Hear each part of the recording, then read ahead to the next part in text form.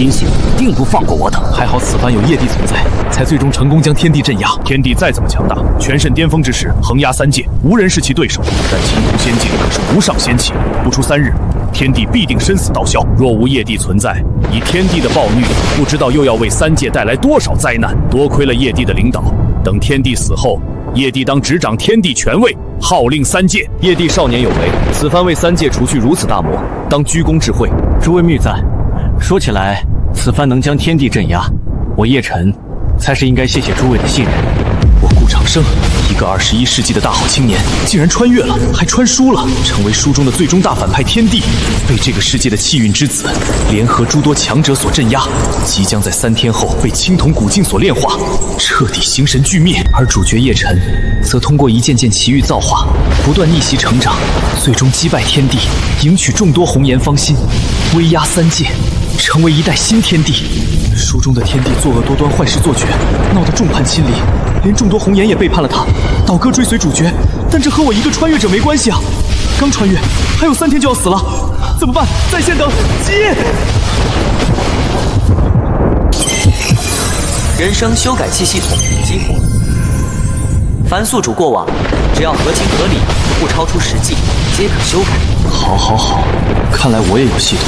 凭我对原剧情的了解，只要合情合理修改过去的人生经历，彻底洗白，这还不简单？就你了，顾有为。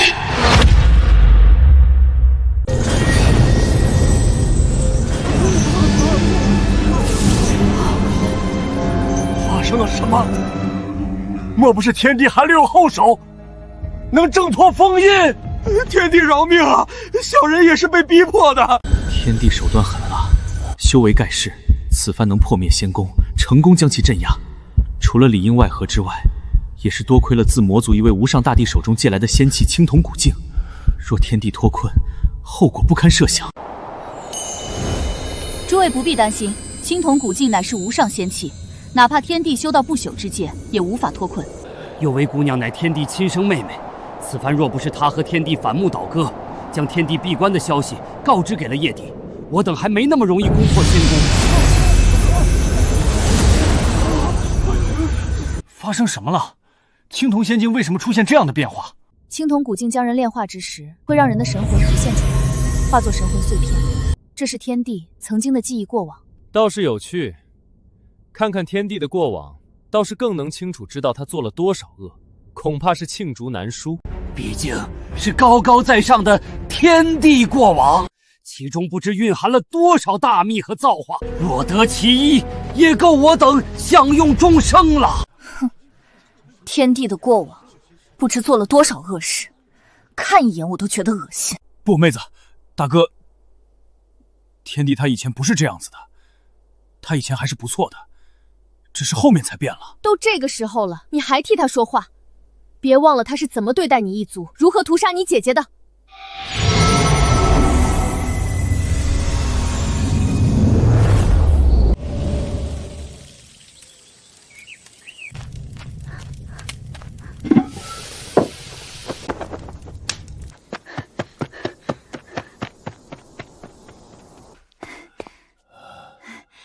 老道士，饿了吧？快趁热吃，我从兜里捂着，给你带来的。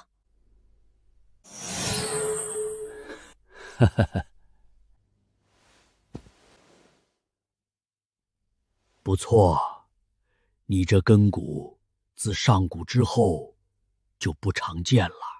根骨？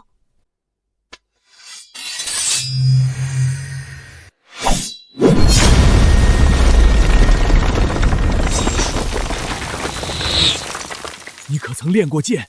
有名师教导？没有啊，家里连剑都没有，怎么会有老师？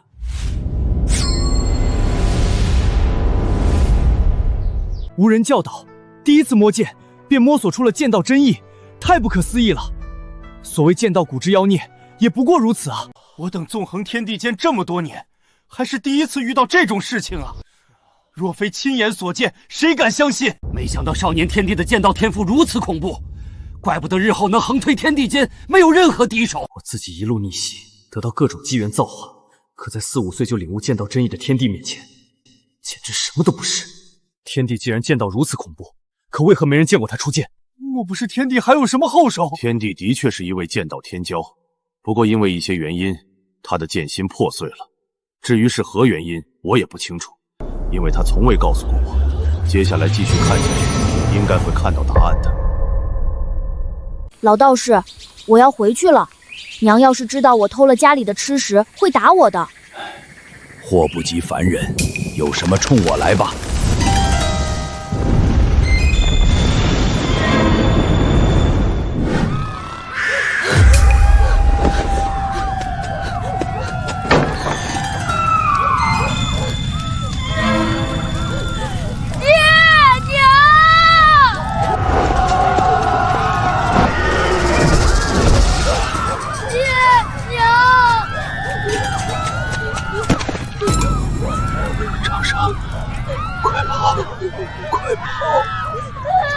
村落被屠，父母双亡，少年天帝如此悲惨身世，怪不得后来会那般残暴。换作是我，也会心生扭曲，对这世间进行报复。天帝的幼年确实悲惨，但这并非他堕落的理由。相反，换作是我，只会惩罚坏人，绝不会让曾经的悲惨经历发生在无望之人身上。叶帝正乃大胸怀，若人人如叶帝这般，不知会多美好。话说回来，这些修士如此肆无忌惮地打杀凡人，就不怕天宫的惩处吗？当今之世，天宫有规矩立下，凡修行者不可随意打杀凡人，若参与凡人之争，无论何等修为，天宫都是绝不容忍的。上古时期，万族争锋，天宫的权柄还无法达到执掌3界的地步。那个时候，凡人命如蝼蚁，谁会在意其生死？也是直到天帝顾长生继位，威压3界，才立下这条规矩，得到了万族重视，才无人敢轻易打杀凡人。快看！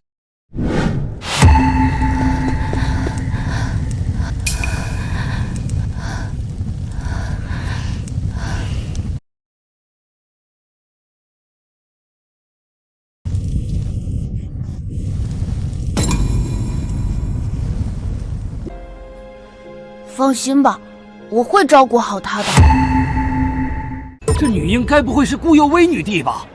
不是说天帝和顾幼薇女帝是亲兄妹？可从现在的情况来看，天帝家里的人都死绝了，也没有一个女婴啊。所以说，其实顾幼薇女帝是天帝在逃难的路上捡的。也难怪说天帝会对幼薇姑娘如此狠辣，甚至要抽走幼薇姑娘的仙根，因为他从一开始就没有将幼薇姑娘当成亲妹妹。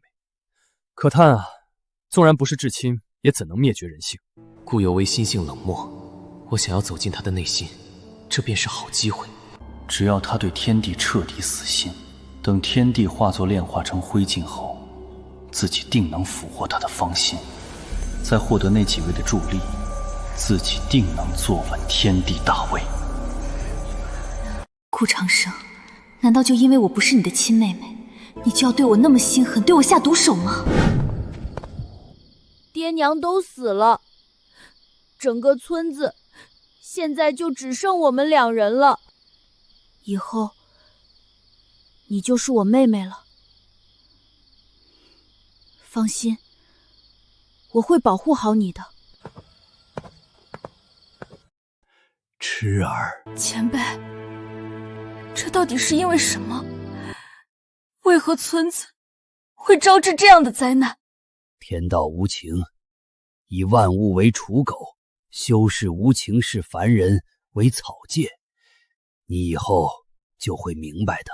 贫道要死了，我这一生孤苦，膝下没有半个传人，如今即将离世，你能给我磕个头，唤我一声师父吗？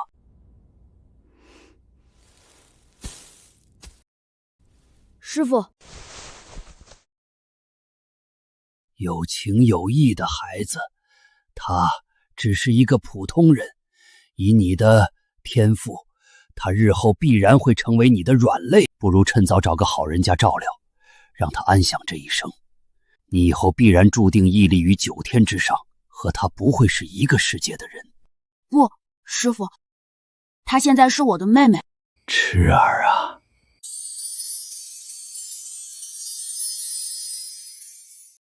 老道瞎说什么？幼薇姑娘的天赋何等罕见，拥有仙根，称得上镇古霍今，不到1000年时间便成为横压3界的地级人物。她都是普通人，那我等又算什么？当初的天帝倒也有情有义，可后面为何？天帝性情狡诈，明显是为了在老道面前表现，以获取其好感，不然以其残暴心性，怕是早已将顾姑娘抛弃了。世人皆知天帝残暴，血屠生灵，为了一己私欲，更是令万灵喋血，万族不存。我看他没有抛弃顾姑娘，肯定另有私心。滚开！畜生，你们要吃就吃我，休伤我妹妹分毫。天帝如此聪明精明，明明这个时候只要把女婴抛弃作为诱饵，自己就能逃走，可为何要这般拼死护住？可能这个时候的天帝还保留有几分纯善吧，也或者，即便少年天帝掌握了剑道罡气，但他也才5岁，未曾修行过，再拖下去，必然成为狼群的口粮的。不可能，这定然是天帝的苦肉计。5岁的天帝，在尚且只是婴儿的我面前表演苦肉计，这不然如何解释？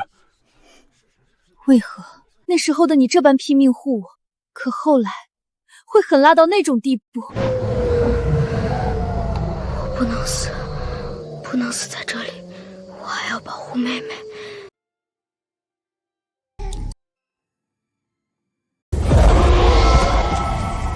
这是……原来如此，这部天书中藏有一部无名修行法门，关键时候我的鲜血滋养了它，使它复苏。这部无名修行法门可让我吐纳天地灵气，成为一名修士。太好了，以后我终于有力量保护我的亲人了。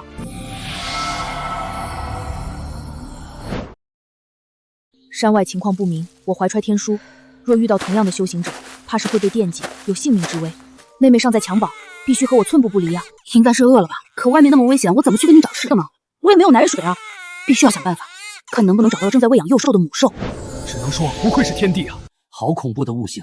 才刚得到修行法门，便能吐纳天地灵气，这天赋真是古今罕见。我还在想，面对如此危机，毫无力量的天帝是如何安然度过的？或许天帝成长如此之快的秘密都全在其中。有一说一，虽然天帝才5岁，但为了一个异性妹妹能做到这一步，称一句汉子也不为过。若我得到那部天书，如今成就绝对不会在天地之下。别紧张，我没恶意，我只是想向你借点奶水给我的妹妹。我知道你有灵性，我只是和你做个交易，你分我一点奶水，我帮你狩猎，寻找肉食。我不骗你，给，换奶，喝吧。这几天把你饿坏了，是我这个哥哥不称职。想不到少年时期的天帝便这般狠辣，而且还是对自己。难以想象，一个5岁的孩子是如何承受这样的痛苦以及胆量。从侧面也证明了少年时期的天帝心思何等可怕。他展现如此狠辣手段，也是想镇住那只母豹子，从而减少了很多不必要的麻烦。才5岁而已，便这般狠辣，心思深沉，日后会祸害3界，成为公敌也不足为奇了。我只是你没有血缘关系的妹妹，你当初都能对我那么好，为何后面却变了？换奶。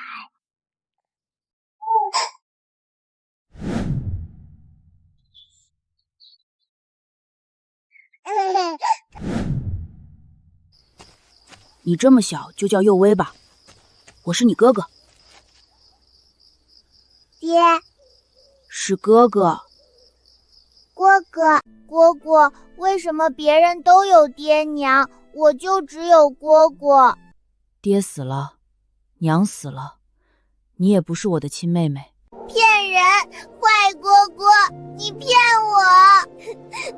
小幽辉也姓顾吧，反正以后你也是哥哥的亲妹妹。爹娘他们啊，其实是去了很远很远的地方，只留下了我俩相依为命。原来这些年你为了我背负了那么多，对不起，这些年我一直以为你是虚伪的，之所以不对我挑明身世，不告诉我当年的灭门惨案，是在骗取我的信任。原来这一切都是你不想让我去背负那么沉重的仇恨。原来这才是世人皆知，天帝和顾女帝是亲兄妹的原因。少年时的他，竟然为了顾女帝背负了那么多。诚然，现在的天帝是为幼薇姑娘背负许多，可这又能代表什么呢？这份亲情和隐瞒，最后还不是变质了。若非是靠着这一层的信任，天帝他又是如何获取幼薇姑娘的仙根？是啊，爱之深，责之切。曾经的情谊多么真挚，现在看来就有多虚伪。到头来，天帝还不是利用这份感情取走了幼薇姑娘的仙根？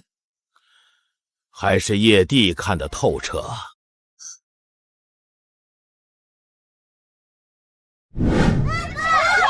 是他放的火，我亲眼看到的。就是他，平时那么讨厌顽皮，常常和山里的豹子一起吓人，现在竟然把村子里的房屋给烧了，真是太坏了！快滚出村子去！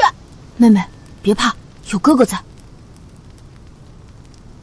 哥哥，这次不是我，是小北烧的，他冤枉我。我相信幼薇。哥哥为什么相信？因为你只是有点顽皮。可为什么这些人不信？不重要，哥哥相信就够了。哥哥最好啦！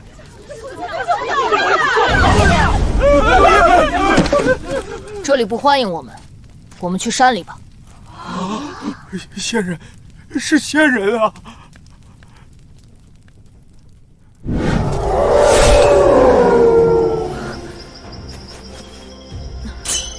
你是谁？无名小卒罢了。你是谁？怎么会在这里？你好厉害的剑道！我叫江明皇，从来不喜欢欠人情。你今天救了我一次，我便送你本功法。多谢，但我不需要。我看你剑道不错，若能加入宗门成为修士，必会一步登天。何必待在这里与虎豹为伍？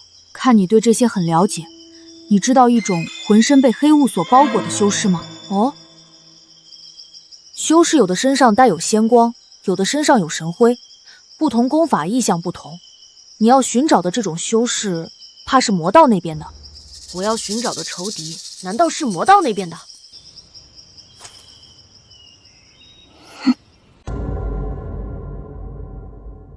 原来这就是姜黄和天帝初时的经历。不过姜家主贵为上古世家的少主，族中底蕴深不可测，怎么会因为山间狼群被逼到这个地步？我父亲的子嗣只有我一个人，少年时期我备受宠爱，导致心性上面差了一点，所以10岁之前都未曾修行。我父亲为了让我磨练，才把我丢到凡间体验红尘。这般说来，姜黄便是在这个时候和天帝结识，成为结拜兄弟的。这一次仅仅是见了一面，我与他正式相见，应该是在1年之后了。不过那个时候，他已然神脉崩断，甚至连道宫也被毁去。这方世界磅礴浩瀚，修行体系繁杂，从低到高，分为炼气、凝神、断功、大能、半圣、圣王、至尊、准帝、大帝。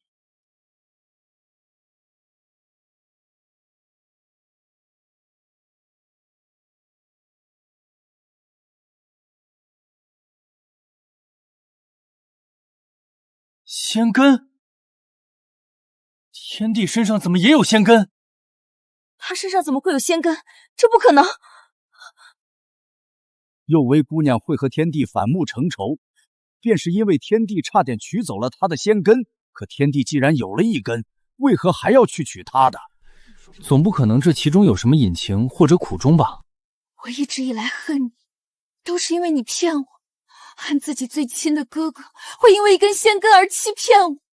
可你明明知道，若你想要我的仙根，你直接开口，我也会给你的。可你为何要骗我？我明白了，姜黄曾说过，1年之后，天地神脉崩断，道宫被毁，或许他的仙根也被人所挖去了。正是因为知晓仙根的强大，所以他才会在后来对幼尾姑娘的仙根起贪念。没错，叶帝这番话极有道理。你真会这样吗？仙根复苏后，我的修行速度进展极快，在我的摸索之下，可谓一日千里。不过现在也遇到了瓶颈，离大能境只差1步。我也在尝试教小幼薇，可她的根骨实在是太差了，还过于顽皮。我一日便能达到顶峰的境界，这丫头这1年竟然连门都入不得。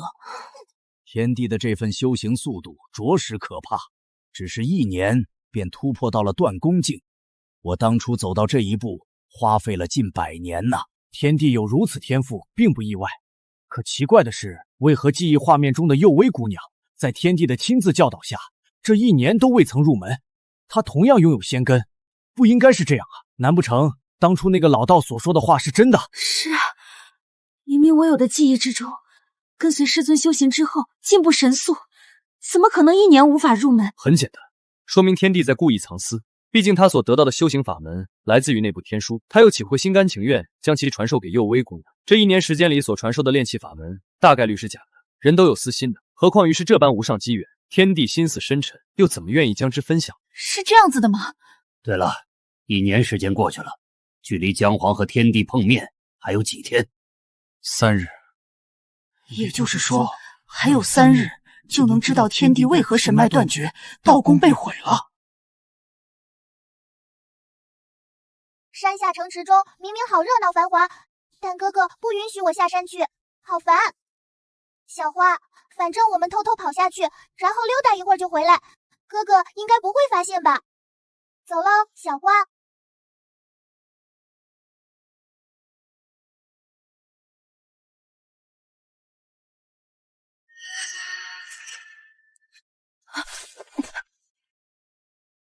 这丫头怎么不听话？肯定是偷偷跑下山去了。莫非天帝被毁去道根的缘由，是因为幼薇姑娘这次下山所引起的？真是令人惋惜。原本是因为我，你的仙根才被毁去，后来才会要取我的仙根吗？或许天帝的仙根被毁，的确是跟这次下山有关，可他怎么可能完全将此事直接归咎在幼薇姑娘身上？毕竟你们可是至亲啊！何况那时候的幼薇姑娘只有3岁，什么都不懂。叶帝，你不必再多说。她因我失去仙根，我自该还她。待她陨落后，我便自废根骨，隐匿山门，不再出世。本帝一直以来都想把顾有为纳入后宫，他若是就此隐匿，那我所做一切不就是白费了？这该死的天帝都马上要陨落了，还在迫害本帝。有为那丫头对山下最繁华的赵国最是向往，肯定是跑这里来了。但这里是怎么回事？这里发生了什么？还我孩子来！他们从天而降，抢走了我的孩子，还杀了我丈夫。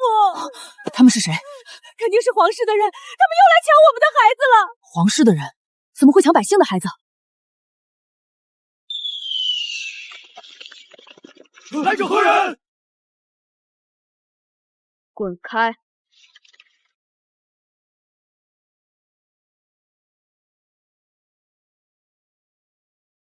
一介断宫之辈，安敢冒犯王室天威？滚出去！当务者死！没想到一个凡人国度背后竟然还有这种力量，足足4尊大能境强者。少年天帝如今不过是断宫境，和大能境相差一个大境界，终究是天差地别。何况是4尊，这必然是一场残酷血战。或许少年天帝的道基就是在这里被毁的。你都是为了我，不知死活！以区区断宫之境，竟然妄图撼动4尊大能！这怎么可能？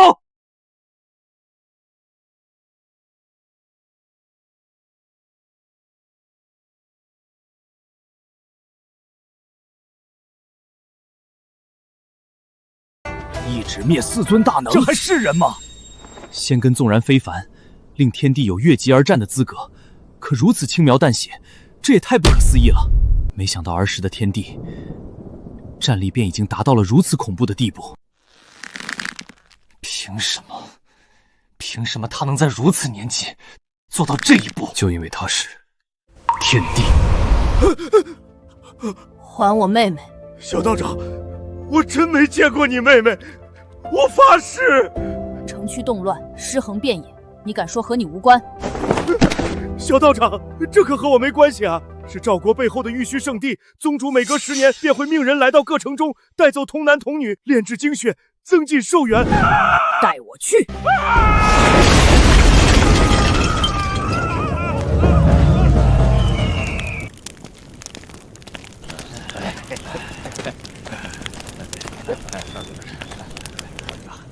玉虚守山修士，我妹妹呢？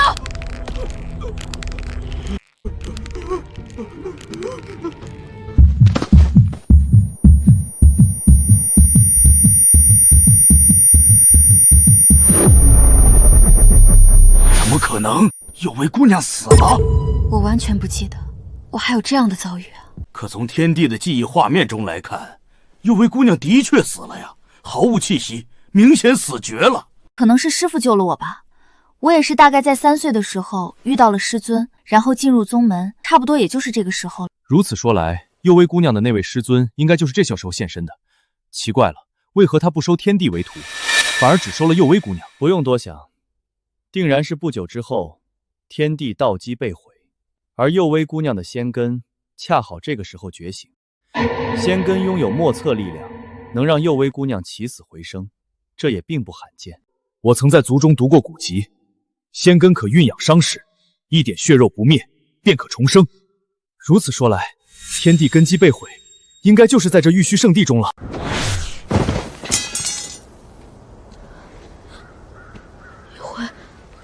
幽辉，你睁眼啊！我是哥哥，对不起，是哥哥没保护好你。幽微，你怎么就丢下哥哥了？你可是哥哥一点点看着长大的人啊！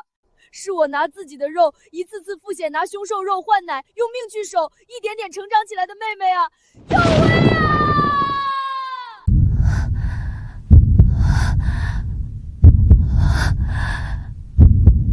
好疼，好疼。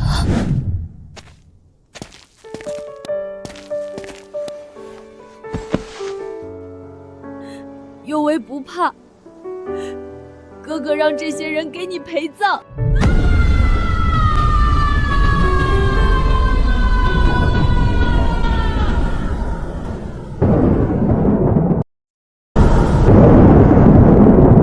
有大敌降临，续战！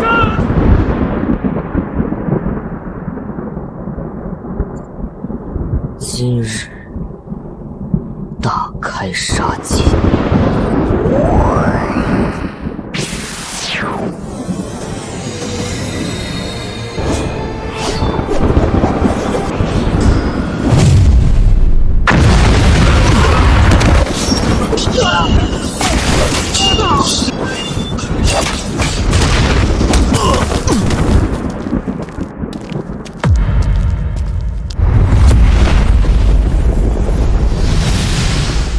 胆敢放肆！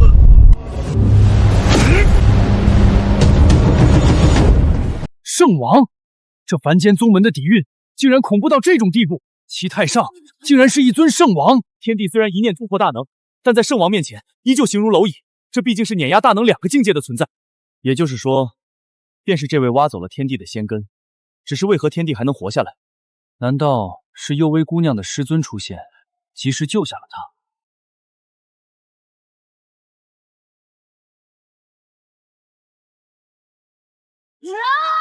这股力量，难道说是仙根？是你杀了我妹妹！妹妹？什么妹妹？老朽不知道，或许是，也或许不是。到底是不是？不过那边的孩童皆是老朽所杀，他们都成为了老朽的养分。找死！给我妹妹陪葬！老朽年轻之时，曾听闻过身具仙根者乃天生至尊，于是耗尽半生搜寻。本以为这种神物只存于武术之中，不曾想垂死之际竟有幸见到。得此根基，老朽定然成为至尊，打破寿元限制。仙根拿来吧你！想要我的仙根，你也得赔命！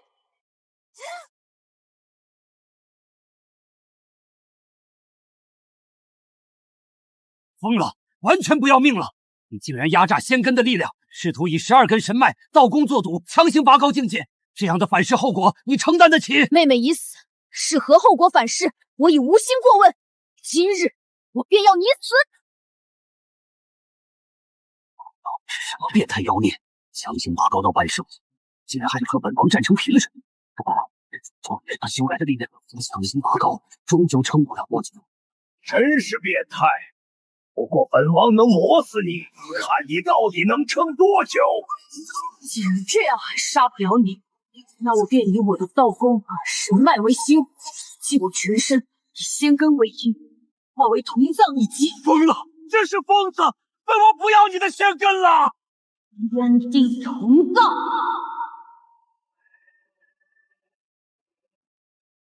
怪物，疯子，为了一个凡人妹妹，何至于此？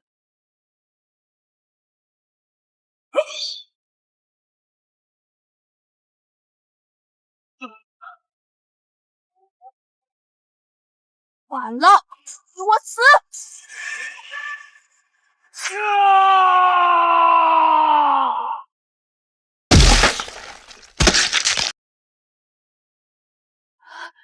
有为，哥哥给你报仇了，不要害怕，哥哥很快就来陪你了。没想到一代圣王竟然死在年仅7岁的天帝手中，那最终一击威能甚至已经达到至尊级了，太恐怖了。可惜了，这一击之后，天地差不多也废了，神脉、道宫全被毁掉，连仙根也暗淡了。是啊，要知道天帝从开始正式修行到斩杀一尊圣王，差不多才1、2年时间啊！只是修行1、2年就斩杀圣王，他凭什么？所有风头本该属于我的，现在却被他所抢走了。不对，如此说来，天帝他的仙根并没有被毁，所受之伤可慢慢愈合。可我见到他的时候，他道基被毁，身上已经没有仙根了。那他的仙根是什么时候被毁的？师尊，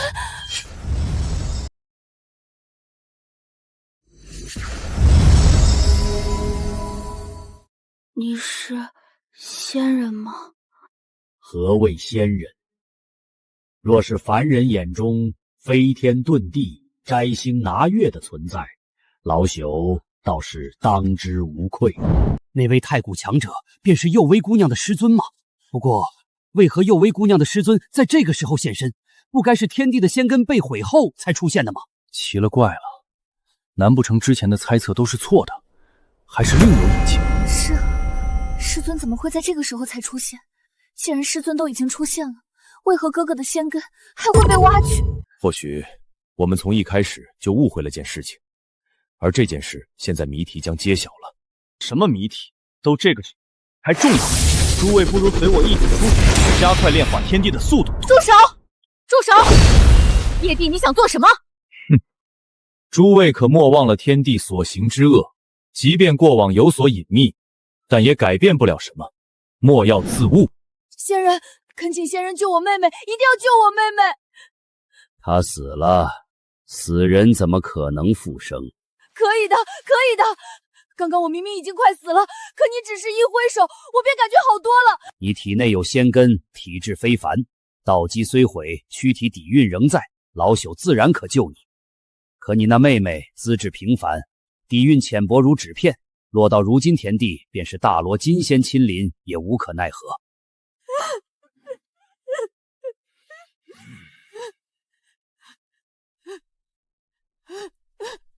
不可能，绝不可能！我妹妹自幼聪慧，连我都有，她怎么可能没有？痴儿，老道乃太古圣尊，怎么可能看错？万古岁月以来，能诞生仙根者不超过一手之数。你那妹妹就是平凡到不能平凡的资质，别说什么仙根，她连最普通的修行灵根都算不上。谁都知道幼薇姑娘凭借着一根仙根以及太古传承横扫诸天，才达到如今成就。更因为她体内的仙根遭天地所窥忌，二者才反目成仇。可现在告诉所有人，幼薇姑娘竟然没有仙根。那现如今幼薇姑娘体内的仙根是从哪里来？记忆之中，师尊对我无比宠溺，说我是天生至尊，得他传承，未来必定问鼎绝巅，俯瞰众生。可现在却说我毫无资质，平凡的不能再平凡。那我体内的仙根是怎么来的？不可能，绝对不可能！老夫乃太古圣尊，太古一战后本源受损，至今仍在寻找传人。若无你适才和敌人交手，打破一角空间，让老朽察觉到气息，才寻觅过来。仙人是想收我为徒吗？你若成为老夫传人，凭借仙根以及老夫传承，未来必然能纵横三界，俯瞰众生。仙人是说，我这仙根很厉害，对吧？没错，万古无一。可活死人吗？你要救他？可活死人吗？可，仙根力量莫测，救活一个死人轻而易举。他若是得我仙根，仙人可收他为徒吗？仙根乃宿主之根，拔除之时如千刀万剐。以你如今情况，拔除仙根，十死无生。没事，能换我妹妹活着，就很好了。值得吗？没什么值不值得，谁让我是他哥哥呢？不要啊！不要啊！哥哥，你不要这样！是因为错了，我一直以来都错了。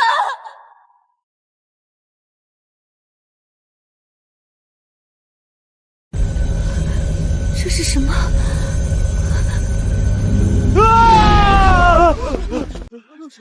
这是天地的感受，诸位莫要离镜子太近。古镜传递记忆时，会将一半痛楚传到境外。只是一半的痛楚，便让叶帝如此惨叫。当初的天帝才7岁呀，这般挖骨之痛，他如何忍耐的？只是一半便已如此，那时的你是如何忍得下来啊，哥哥？该死的天帝，竟然让我在众人面前丢脸！老头子，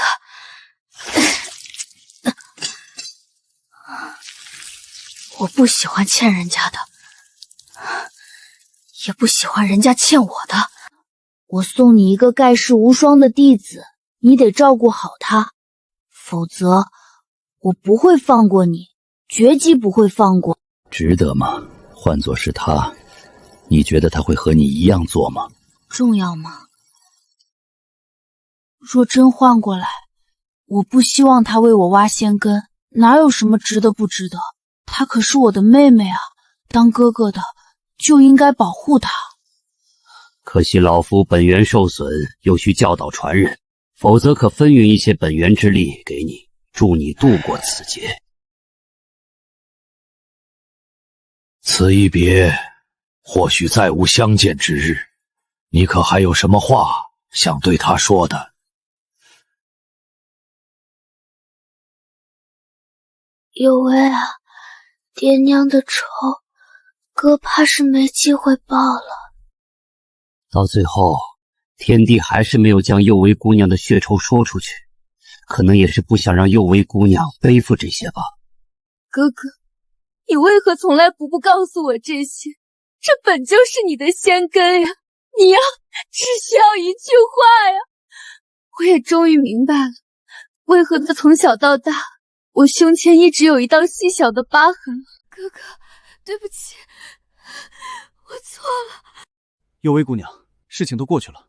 诚然，天帝曾经对你很好，付出了许多，可后来他还是变了。他后来残暴无道，迫害众生，恶贯满盈，遭天帝共判。错不再是你，而是他。可那和我有关什么？他要我的仙根，那本就是应该的，那本就是他的。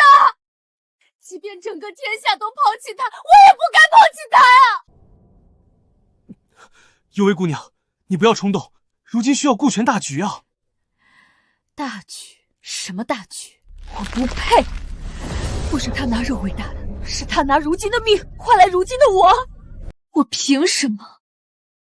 我有什么资格背叛他呀？我要救他！我要救他！无论他做了什么，他都是我哥哥！幼薇姑娘，不可！天帝乃世间大魔，你不可当他罪人。今日谁阻拦我，我便杀谁。够了！幼薇姑娘，不要自误。幼薇姑娘，天帝已然无情无义，遭众生抛弃，死不足惜，你这是何必呢？你可想过，若将他放出，他必血洗众生。给我滚开！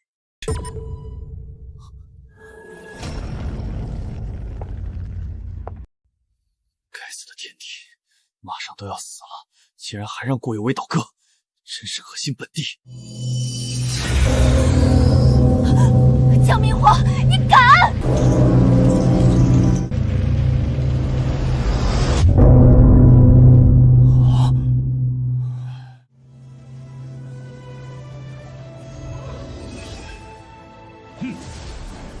不愧是天帝曾炼制的无上仙器，仙威盖世，纵使幼薇姑娘才情无双，最终也被此钟镇压。此钟曾随天地征战诸天万界，横扫一切敌，不知沾染了多少大帝至尊之血，后面更是晋升为无上仙气。话虽如此，但此钟祭炼过程之惨无人道。姜黄姐姐乃道气仙胎之体，当天帝得知后，竟是拿姜黄姐姐祭炼此钟，后面更是被抹除意识，成为此钟器灵。的确如此，也正是因为我和姐姐血脉相连，所以这世间除却天地外，也只有我还能掌控此钟。说实话，我等能那么容易攻破天地宫，很大部分原因还是多亏了姜黄在时空长河中封印此钟，为我等争取了时间。藏天钟在姜明皇手中，能让他跻身当时最强者之列，连叶晨也不一定是其对手。若不解决掉他，即便我让其余人反手，恐怕后面都会被他给镇压。真是奇了怪，编写人生的唯一要求就是得贴近现实，可顾有温的人生，我编写了那么久，就没有一次失效过，就好像完全是天地的真正过处经历一样。哎，先不管了，继续编写过去脱身吧。喂，你还记不记得我？当初在山林里，我被狼群包围，是你救了我一命。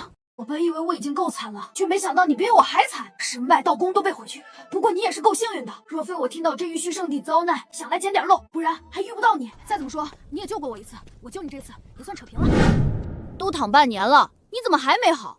小爷都照顾你半年了，你怎么还半死不活的样子？你照顾我什么？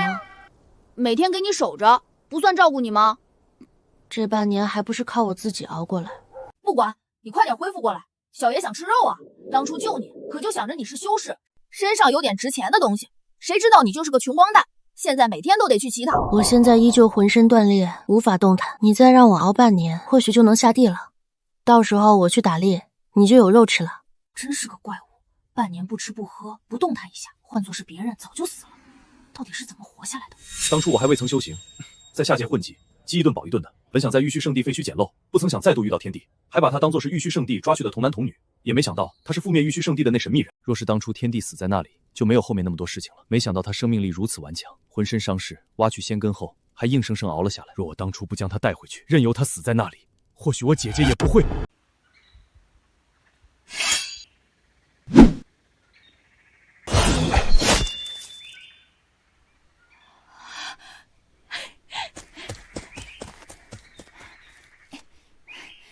今晚又能吃烤兔，大哥你太好了！不要叫我大哥，你年纪比我大。怎么不算呢？跟着你，天天都有肉吃。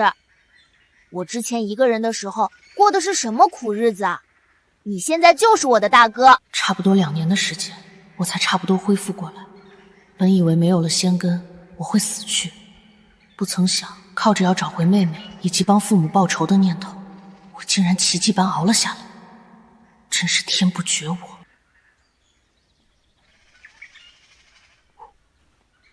大哥，你别瞧不起我，当我大哥其实好处多着呢。什么好处？天天给你打猎吗？说出来，你别不信，我还有个姐姐，可貌美了，人又厉害。然后呢？本想以普通人的身份和你相处，可现在我摊牌了。其实我是上界古老世家的世家子，前来下界磨砺。当5年期满，我就会回到上界。巧了，其实我是天地传人，也在下界磨练。别不信啊，我说真的，你现在道基破碎，毫无修为，只有一身武技，对付山间野兽还行，可这辈子也就这样了。以后跟着我混，不说让你恢复修为，但保你一生荣华富贵没问题的。连玉虚圣地也被我一力荡平，你所说的荣华富贵，你觉得我会在意吗？吹牛！大哥，话说我俩天天打猎，也实在是有些腻了，要不去玉虚圣地废墟那边转转？听说最近那边来了挺多人，如果运气好，在废墟中找到啥值钱玩意儿，我们就能去酒楼里胡吃海喝了。运气真不错，这玉虚圣地覆灭后，这2年间连草皮都被人给薅了几层。没想到小爷刚来就找到了这么块玉简，难不成小爷还是天选之子？你最好安静一点。怕什么？大哥，咱们苦日子到头了。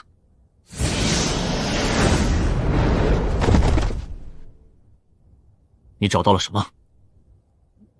没什么。你们怎么能抢我东西？你说什么？这是你的东西？那不然呢？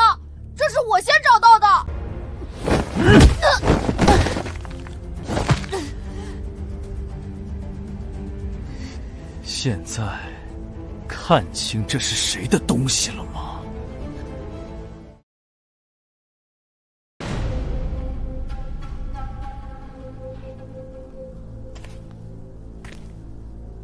把脚挪开，大哥！又来一个，真是不知所谓。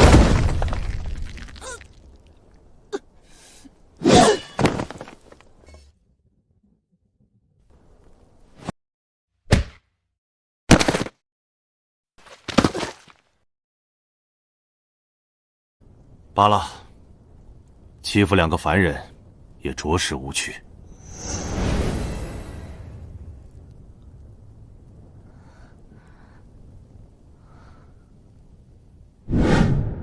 没想到天帝和姜皇还被这些凡尘俗如此欺负过。说来可惜，天帝道基被毁，神脉被毁，当时力压玉虚圣地的风采不见，甚至被人欺凌。当初也是因为我的缘故，年少无知，莽撞惹祸，才会如此。天帝道基已碎，连普通修士都能欺负他，那他后来是如何再度踏上修行之路的？失去了仙根，没有丝毫修为和背景的哥哥，是如何在这般艰苦的大事中活下来的？连这些普通修士都能随便欺负他，都怪我，是我害得他如此。顾长生，你快醒醒，你怎么那么傻？明明躺地上装死就行了，非要和他们硬磕，你现在可不是修士啊！装死他们就会放过我们吗？可这样你差点被打死啊！真是个疯子，为了我值得吗？你不是叫我大哥吗？我只是叫着玩的，你还认真起来了。我不在意。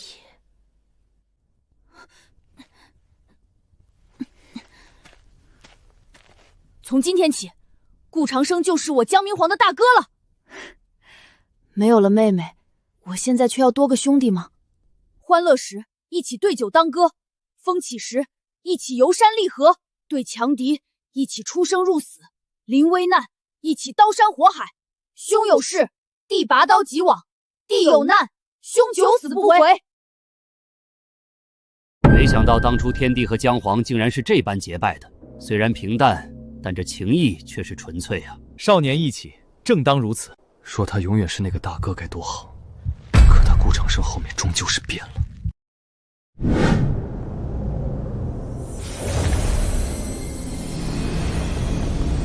恭迎少主回国。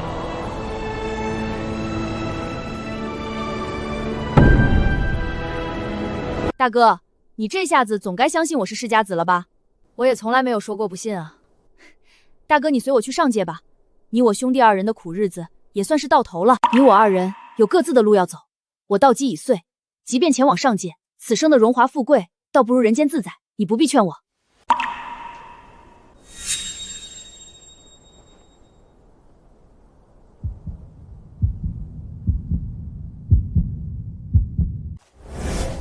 你乃万古无一的先天剑台，可愿拜我为师，随我入剑道？剑修，我还有重新踏入修行的可能。这方天地的主流修行体系你是走不了的，但你道基被毁不一定是坏事，或许能让你在剑道这一支上走得更为长远。您肯教我？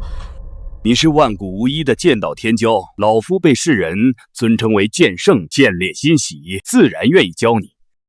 我顾长生从不喜欢欠别人的，您肯教我，我未来势必报答你。好孩子，老夫就喜欢有恩必报的孩子，剑心纯粹，不欠因果。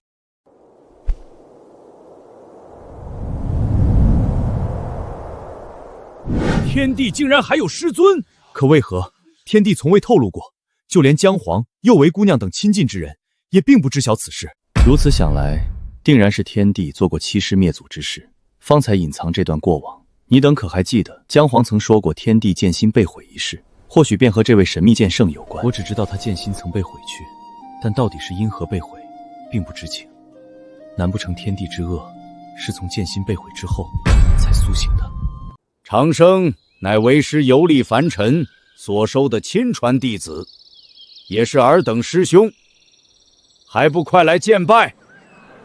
此人年纪浅薄，看打扮好似乞丐，老师怎么会收他为我等师兄？是啊，你看他哪有半分剑修的风流倜傥，还持着一把柴刀，莫不是老师在山间所寻来的劈柴小孩？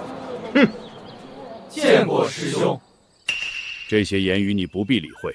当今之事，实力为尊。为师给你10年，10年之后，若你不能力压同门，那你我之间的师徒情谊也便尽了。弟子定不辜负师尊期望。这些是剑宗以来的所有剑道绝学，还包括为师年轻之时所创下的剑招感悟，你可随意翻阅学习。为师虽然可以指点你的剑道，让你少走弯路，但其中的诸多门道还需要你自己摸索。长生，拜谢师尊。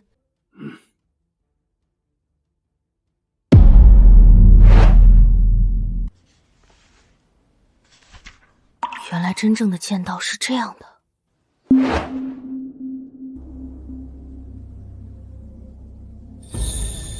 原来如此，我既为剑修，自当与天命抗争，以手中之剑斩去不公。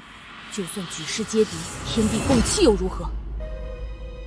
剑宗1年1度的论道，说是论道，实际上却是比试。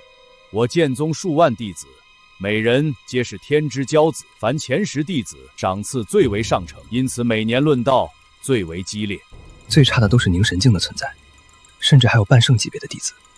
你才入门1年，这场论道你就看看便是，不需要参与。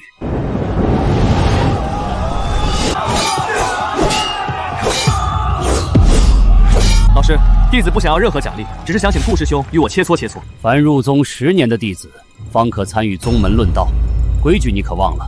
长生可才入门1年，弟子知晓，但顾师兄能被老师收为亲传弟子，想必定然天赋绝伦，弟子也想请教一番。想知道这位能被师傅如此垂上的顾师兄，到底有何特别之处？是啊，这位顾师兄刚来就能在那座苍宁阁中待1整年，那可是连无双师兄都不能去的地方，凭什么？顾师兄该不会是不敢吧？顾师兄可是亲传弟子啊！无双师兄可是我门中天赋最好、修行功底最高的弟子，由他邀约顾师兄为绰绰有余了。罢了，长生，你就上台展示一番，为师也正好看看你这1年的修行成果。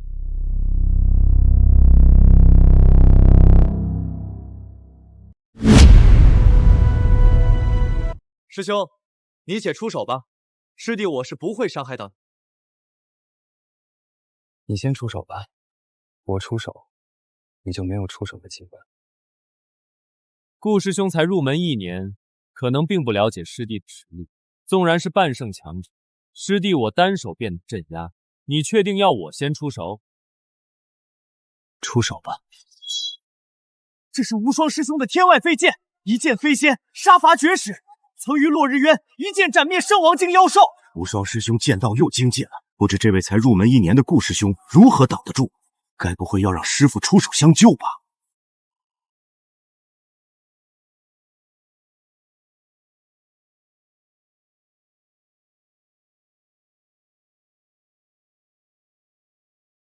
我说过，若我先出手，你连拔剑的机会都没有。妖孽，真是妖孽呀！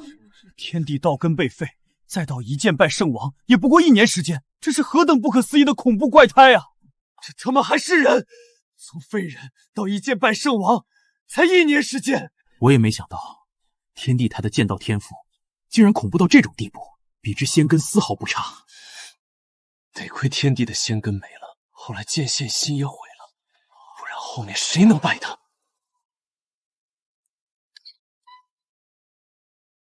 长生啊，你可还记得，当初为师收你为徒的时候曾说过什么？徒儿记得，师父肯教我剑道，徒儿定会报答师父恩情。记得就好。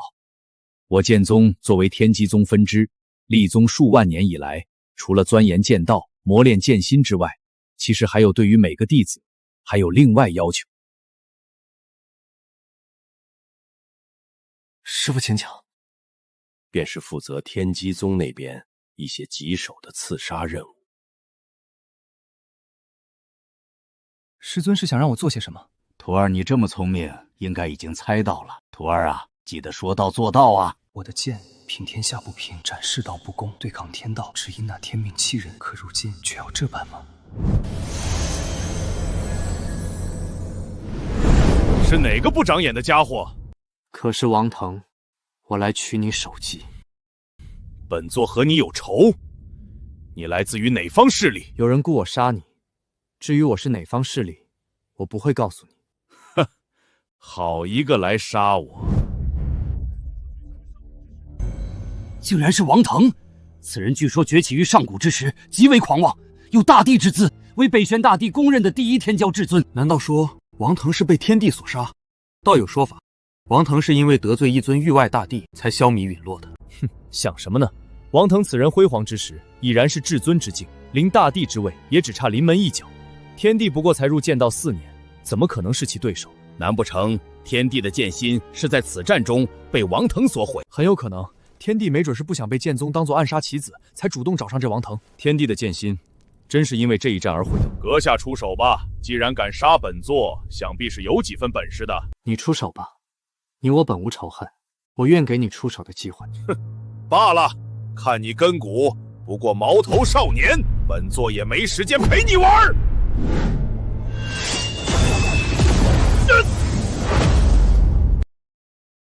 怎么可能？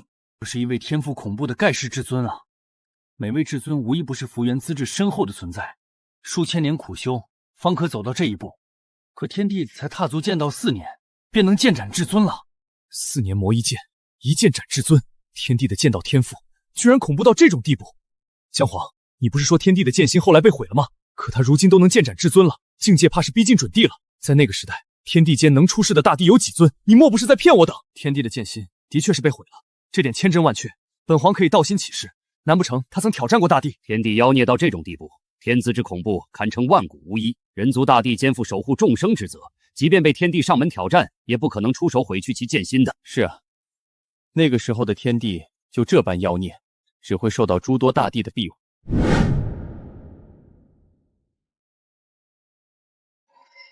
王腾虽非善恶，但与我无冤无仇，我不该杀他。世间万事两难全，王腾，或许你不该死于我手，可施恩重大，我却不得不还。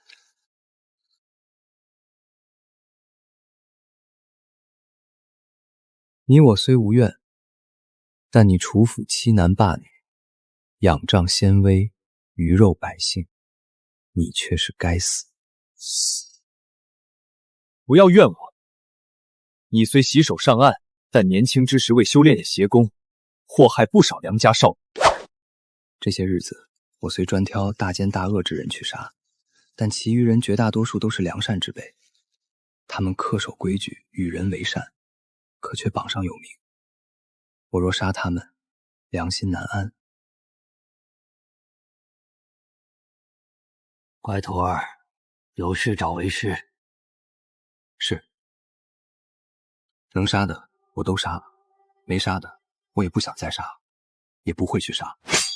你如何敢忤逆我？我不想再杀了。你如今剑道大成，世间无人可挡你，你便不再将我这个师尊放在眼里。我不想再杀了。你难道忘了当初的誓言？忘了老夫收你为徒时，你对老夫有着怎样的许诺？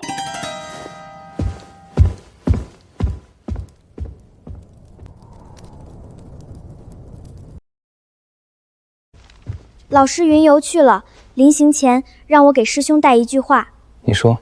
老师说他需要让你最后替他杀一人，至于那个是谁，老师云游回来自然会告诉你。师兄若是答应，此事之后因果两清。杀一人，只要再杀一人，我便还清了师尊恩情，一切就都可以结束了。我也可以摆脱剑宗，此后下山就能寻找杀害爹娘的仇人，也能去找妹妹了。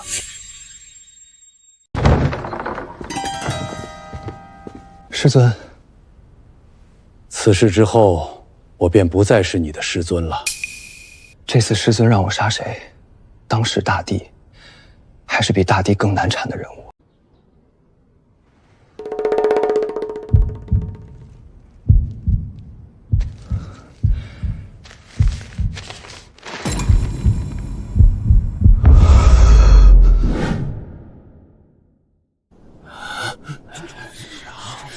没想到这剑宗让天帝去杀的最后一人，竟然是姜黄。不过很显然，天帝并没有去斩杀姜黄，毕竟剑皇还好好活在这里。天帝剑心被毁，难道和我有关？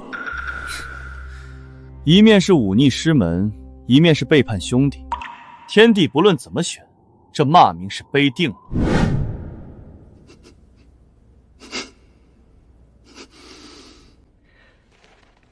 为何是我？此事并非我意，而是剑宗其余高层一致决定。实际上，早在你和江明皇相遇那一刻，剑宗便已经注意到你，我方才下界收你为徒。所以这场算计，从一开始就已经注定了。江明皇乃上古世家江家少主，整个北玄大陆也只有3个上古世家，这3个世家底蕴深厚，互相鼎立，镇压诸多纪元。一旦江明皇死了，江家必然会不顾一切报复其余2家。所以呢？江家高手如云，江明皇背后更有诸多护道者，唯有你才有实力去杀他，也只有你是其兄弟，才能轻而易举取掉他性命。老夫给你2个选择：其一，斩杀江明皇，事后你重获自由，剑宗一切事情和你无关；其二，你可以选择不去，你要走，剑宗无人能拦你，但你欠老夫的因果，你如何偿还？我说过，我顾长生从来不欠人家的。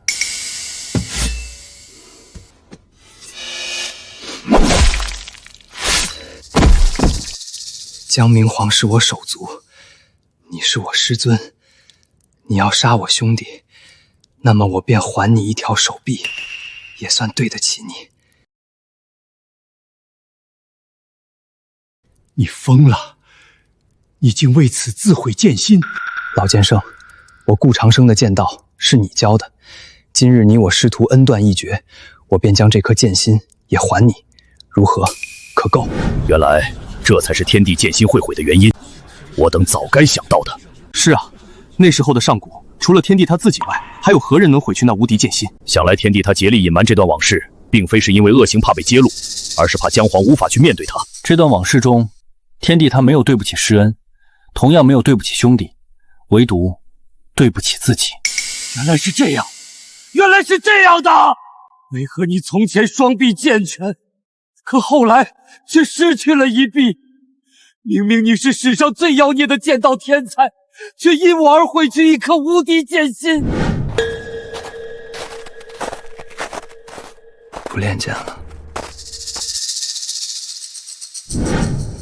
大哥，谁准许你不练剑的，我就不准，你就不能假装来杀我吗？就许你是我的兄弟，不许我是你兄弟吗？为什么要放弃剑道？为什么要自毁剑心？你连跟我去上界享受荣华富贵都不肯，这份恩情让我怎么去还？姜黄莫要太过伤心，诚然天帝为你做了许多，可最终他杀了你姐姐，血亲之仇岂能不报？我心中有数，待他陨落之后，我便废掉修为，避世不出。我欠他一颗无敌剑心，便拿此生大地修为还他。可叹天帝实乃义薄云天，令人钦佩，为异姓兄弟妹妹做到这一步。若非后来所为，谁又愿意站到他的对立面去呢？天地残暴，血屠众生。江明皇，你竟然还在为这种人缅怀那份兄弟情谊，实在可笑。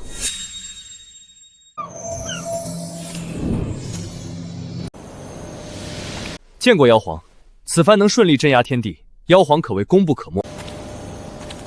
待天帝陨落，本帝便在这天宫设宴，为妖皇陛下庆功。若我能拿下这位妖皇，有其辅佐，日后执掌天宫就稳了。可惜他太骄傲了，之前几次接触都对我爱答不理。不必了，天帝他对你等尚有过真情实意，可对我妖族却有不共戴天之仇。如今天帝被镇压，尔等无论是谁，倘若生出放出天帝的心思，我白素便与其不死不休。喂，你醒醒呀！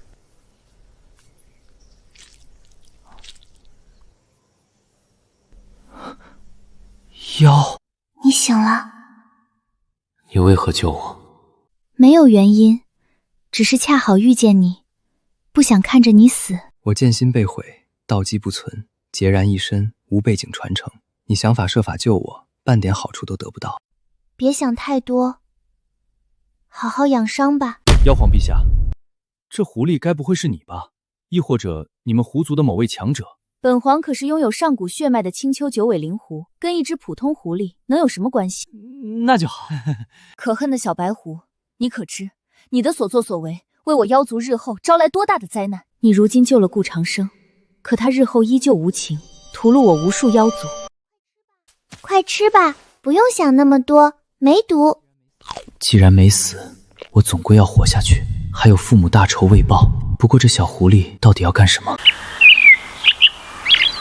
你应该不能化形吧？你现在还很虚弱，暂且待在这里，我去洞外看看还有没有果子。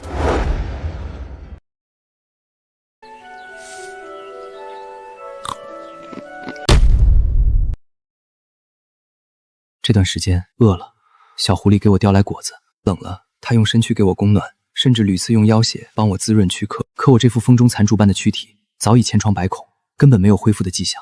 算了，不继续拖累它了。算了吧，我这副身躯早已被我折磨得不成样子，如今就剩一副空壳，你不用管我了。一定可以的，会有办法的。我一直想不通，你为何会对我那么好？如今的我对你也没有任何价值。既然遇见，便不想看你死。你要去哪里？你在这里等我。剑赏，你去了剑宗。把这些吃了。滚！明明我们只是萍水相逢，你拿自身血脉救我也就算了，为何还要冒险去剑宗偷丹？你可知那是什么地方？你不要命了！别浪费了。你为什么要这样？我不喜欢欠人家的。你若说不出缘由，我宁死也不会接受你的好意。我要死了。死？看到了，我这一脉被人下了血脉诅咒，每过一天，本源便会减去一分，直至死去。我已经没有多少时间了，没有办法解开诅咒，除非去荒古禁区，那里或许有解开血脉诅咒的神药。荒古禁区？那里十死无生，我别无选择。本打算去禁区走上一走，没想到却遇到了你。我此行大概率是要死的，所以想着能救个人也挺好的。所以你得好好下去，毕竟活着就有希望。比起我，你还是有更多的选择，不是吗？是啊，大仇未报，我哪有资格去死？我这一脉就只剩下我一个了，所以啊，我才千里迢迢来到这里。我要是死了，我这一脉就断绝了。你叫什么名字？小五。我叫顾长生。你应该是不可能化形的吧？其实可以，不过就是样子不好看，怕吓到你。我想看看，就算以后见不到你，总归要记住你的样子。没吓到你吧？没有，很美。怎么感觉这小狐狸的容貌和神韵和白帝有些相似？什么眼神？白帝绝美无双，颠倒众生。那小狐狸如此丑陋，岂能和白帝相比？是啊，世人皆知，白帝乃是天道宠爱之人，说是天道的亲闺女也没错。容貌、才情、福缘都是一等一的。那只小狐狸命运凄惨，被人下了血脉诅咒不说，化形之后的相貌更是奇丑。纵然是神韵相似，但又怎么可能和白帝扯上关系？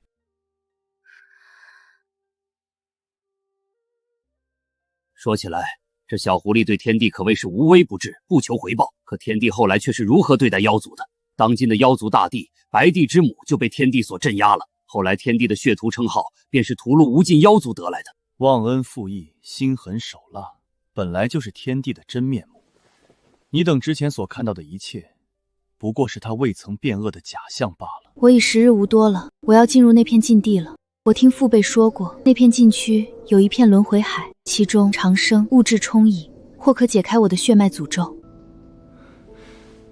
你如今的状态，此去必死。别无选择，去了尚有生机，不去便只能等死。一起去吧，多一个人便多一分力量，不然那茫茫禁区，你该如何寻找？此去九死一生，你当真想好了？同生共死。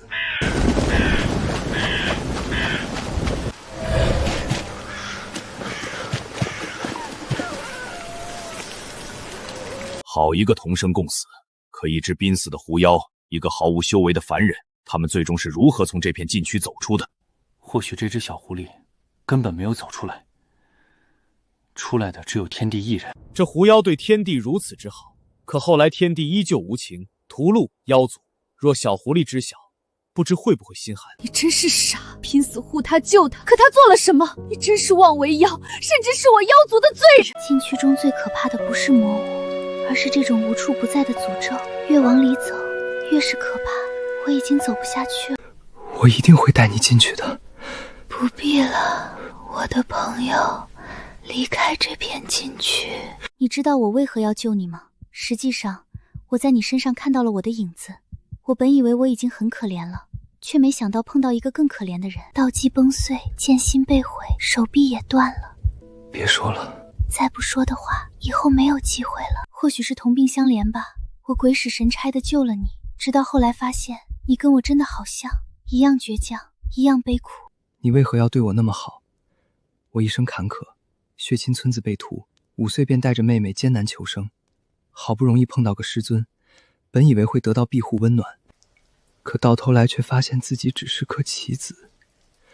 我从未被人如此待过，不遗余力，竭力保护。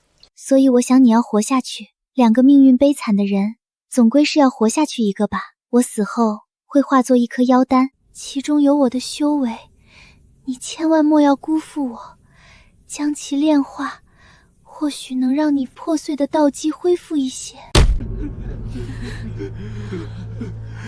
多好的小狐狸啊，至情至性。初遇天帝，便以自身妖血帮其疗伤，冒死去剑宗盗取丹药，前往禁区的路上为天帝遮风挡雨，最后更是要献出妖丹。没猜错的话，天帝最后应该是炼化了小狐狸妖丹，才慢慢恢复了道基。天帝真不是人，小狐狸这般对他，他却炼化其妖丹，更是和整个妖族为敌。好傻啊你！可你知不知道，就因为你的傻，害得我妖族再无立足之地。天帝他就是个狠辣之人，怎么配你对他那么好？我不要你死！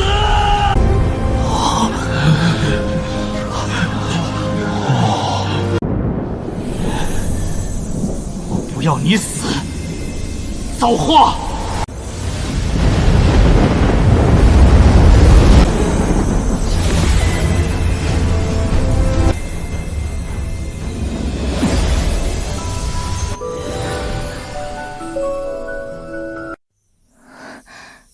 怎么做到的？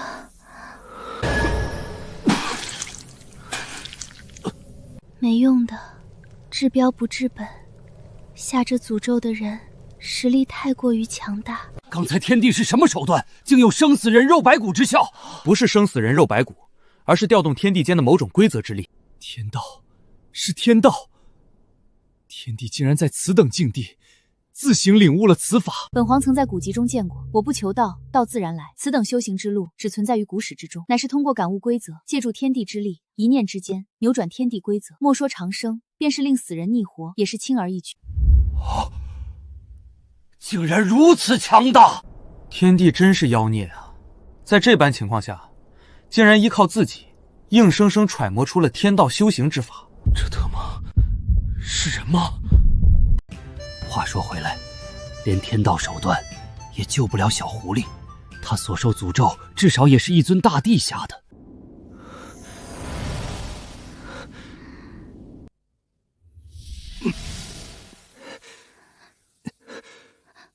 无用的，长生，你不要再尝试了。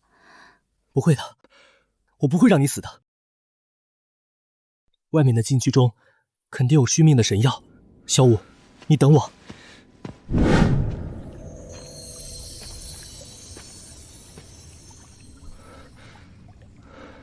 这株神秘小花肯定是延寿神药。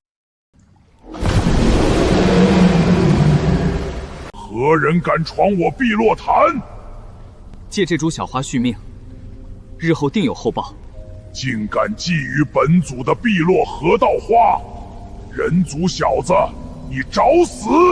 此番闯来，实乃迫不得已，还望俄祖前辈通融，日后必滚！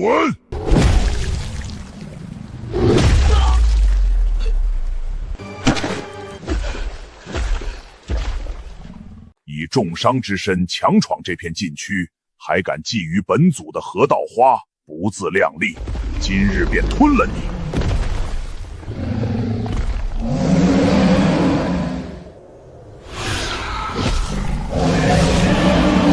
眼瞳中的黑色纹路，怎么和小五一样？怎么可能？不是说这世间只有一只九尾灵狐吗？上古之时，怎么还有另一只九尾灵狐？该不会真是妖皇陛下吧？如何是本宫？本帝可是天道宠爱之人，从未遭受过什么血脉诅咒。试问这天地间，何人敢诅咒本帝？是啊，没准只是巧合，你们不要联想的太多了。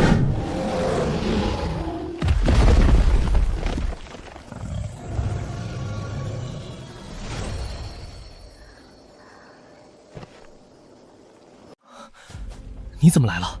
你刚才幻化九尾之身，是不是压榨了某种底蕴？这后果反噬之大，你如何能承担？我猜你肯定会来这里，心想你这样的状况，怎么可能是这里的恶祖的对手？你快吃了这花，应该可以抵消你的反噬。没用的，这花固然神性十足，但对我而言只是沧海一粟。你不吃这花，是走不出禁区的。我很快就要死了，我们两个人总归是要活下去一个的。都到这份上了，已经油尽灯枯了。他不吃这神药，一定会死的。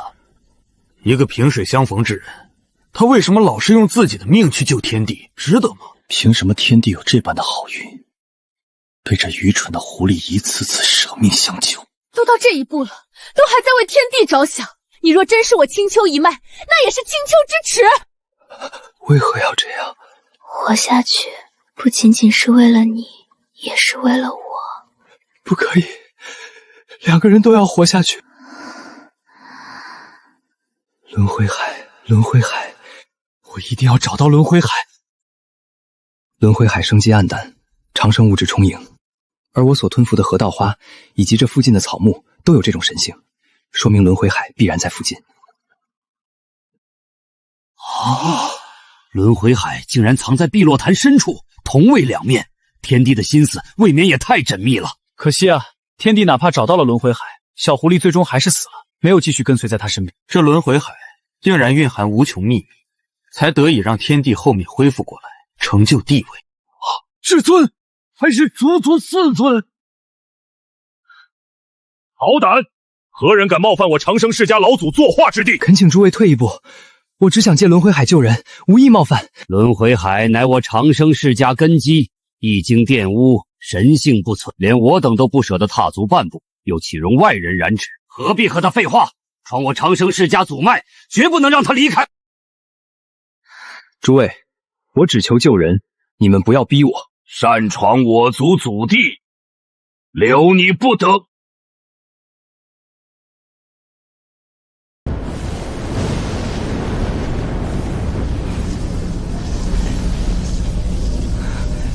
造化，阴阳，生死。此子所修之道有古怪，修为虽低，只有圣王境，却能预示天地规则。不要留手，此子手段怪异，短短数息，气息攀升数次，定然有无穷反噬，不可能支撑多久。祭出祖阵，将之镇杀火灭。中来！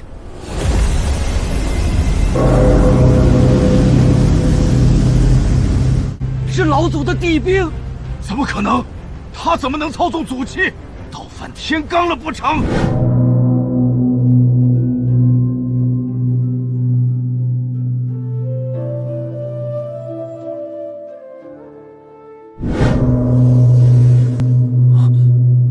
这竟然是藏天钟！没想到这藏天钟竟然是天帝在那个时候抢来的。可天帝是如何做到的？这地兵可是人家长生世家的老祖所炼制，其中有禁制存在，即便是后人也不一定能催动。地兵基本都是天地间的规则炼化而成，乃是天道产物。天帝修行天道法，某种意义上也的确能操控地兵。竟然那么离谱！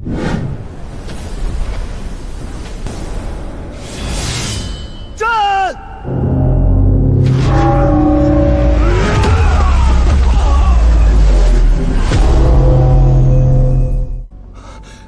有救了！小五有救了！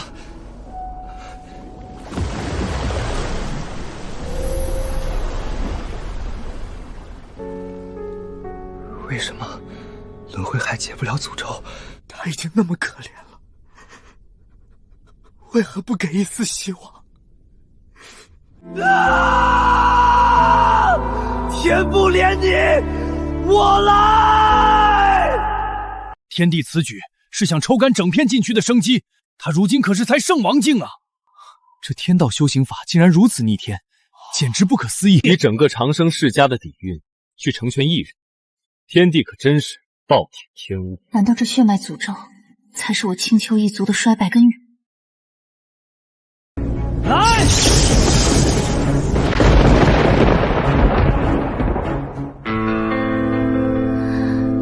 长生，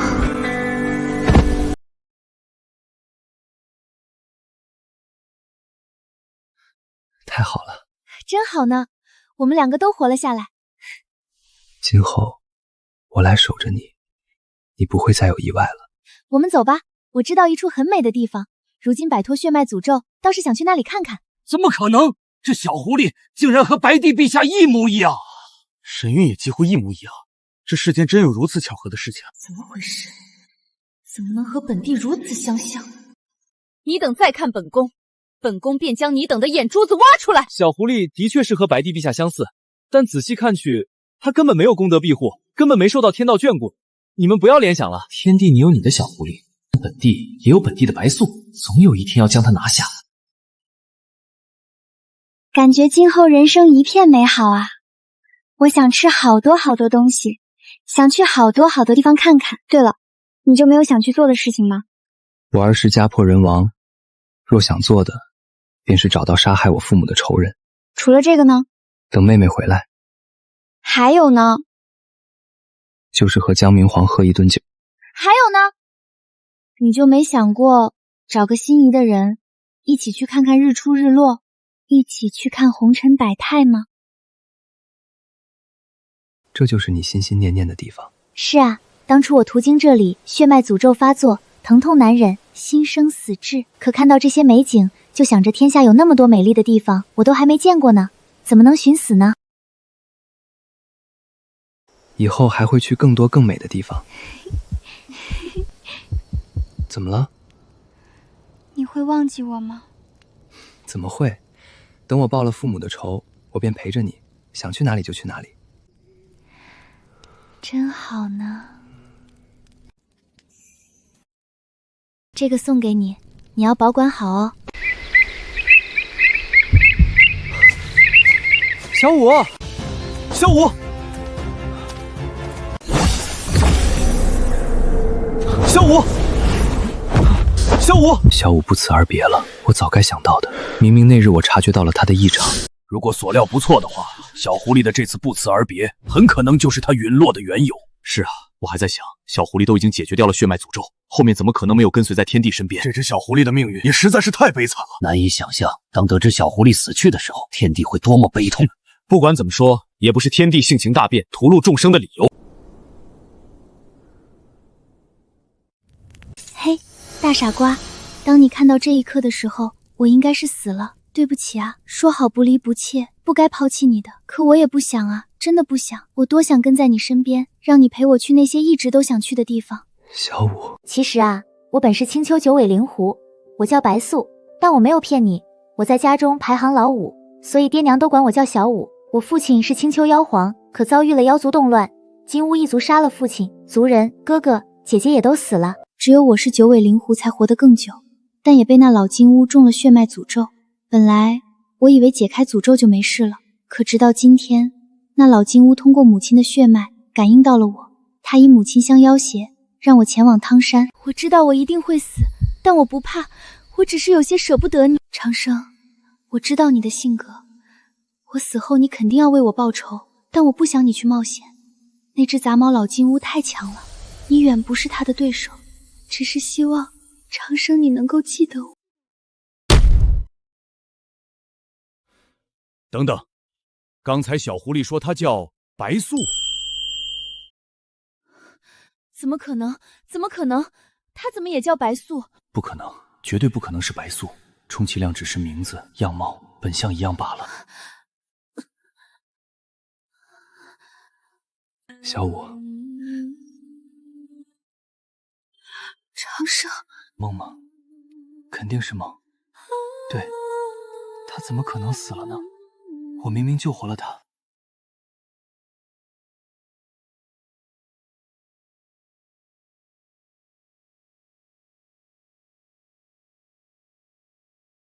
此去斩地。天帝怎么敢的？那个时候，他所需要面对的可是一尊大帝呀！大帝超脱诸世，游历时空长河，哪怕一个眼神，便足以让无量生灵点血。这个时候的天帝，哪怕能抗衡至尊，但在大帝面前，依旧和蝼蚁无异啊！面对一尊大帝，天帝他最终到底是如何活下来的？小狐狸本是妖族公主，她一生本该顺利，可就是这些人的反叛，让她命运悲凉凄惨，所有人都该死。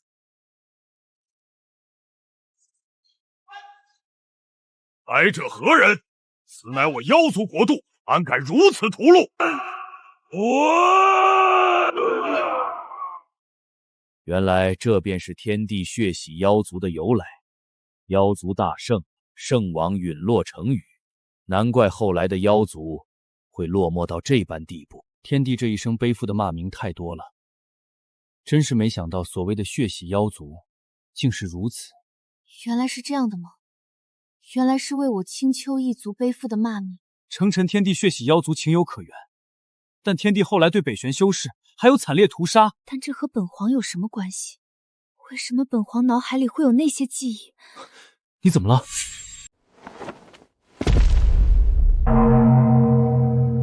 请金乌大帝赴死！好一个精彩烈焰的后辈，凭借圣王底蕴竟来到此界。不过你想杀我，凭你境界还远远不够。那现在呢？不错。为何非要杀白素？你可知青丘灵狐一脉的秘密？我不想知。世人皆知，青丘九尾灵狐是妖族天生皇者。殊不知青丘九尾灵狐之血，乃是妖族打破地路、正道不朽的捷径。白帝那老东西宁愿自爆，也不愿将精血引渡给我。所以这就是你不肯放过他的理由。没办法，本帝也不想赶尽杀绝，但谁让那只小白狐是天地间最后一只青丘九尾灵狐呢？今日我要让金乌一族从这世间除名。凭你，可还不配？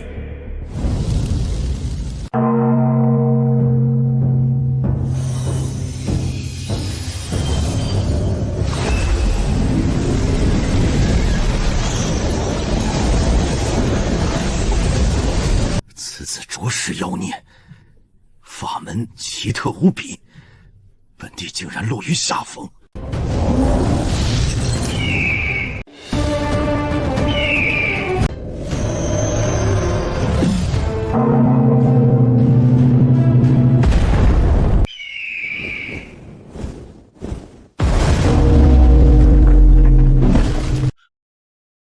你从何而得的地气？本帝都还未曾炼制地气。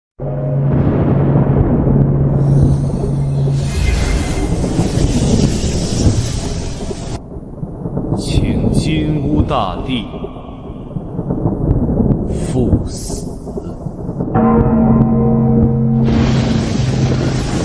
安敢！金乌大帝就这么死了？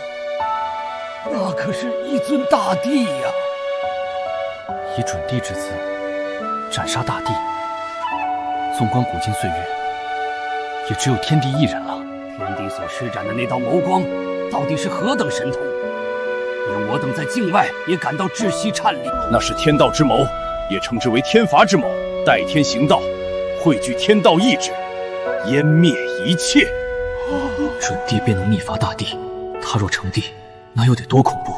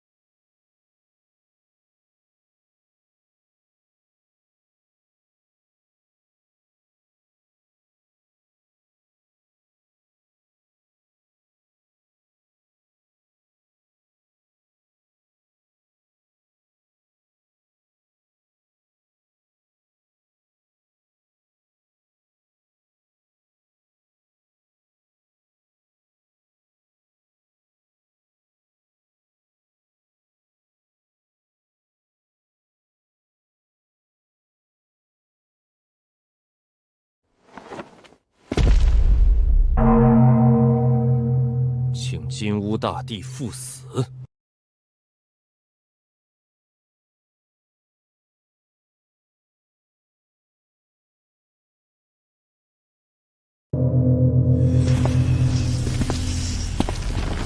那现在呢？不错，为何非要杀白素？你可知青丘灵狐一脉的秘密？我不想知。世人皆知青丘九尾灵狐是妖族天生皇者，殊不知青丘九尾灵狐之血乃是妖族打破地路、正道不小的捷径。白帝那老东西宁愿自爆，也不愿将精血以渡给我。所以这就是你不肯放过他的理由。没办法，本帝也不想赶尽杀绝，但谁让那只小白狐是天地间最后一只青丘九尾灵狐呢？今日我要让金乌一族从这世间除名。凭你，可还不配？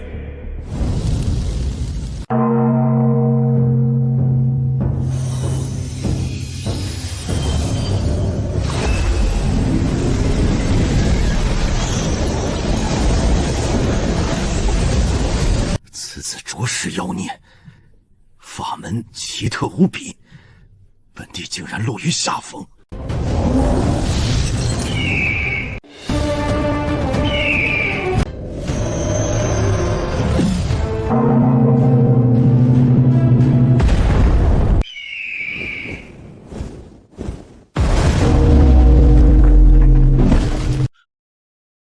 你从何而得的地气？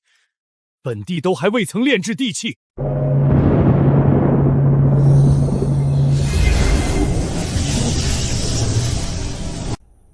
请金乌大帝赴死。安敢！金乌大帝就这么死了？那可是一尊大帝呀！以准帝之姿斩杀大帝，纵观古今岁月，也只有天帝一人了。天帝所施展的那道眸光，到底是何等神通？连我等在境外也感到窒息颤栗。那是天道之谋，也称之为天罚之谋。代天行道，汇聚天道意志，湮灭一切。准帝便能逆伐大帝，他若成帝，那又得多恐怖！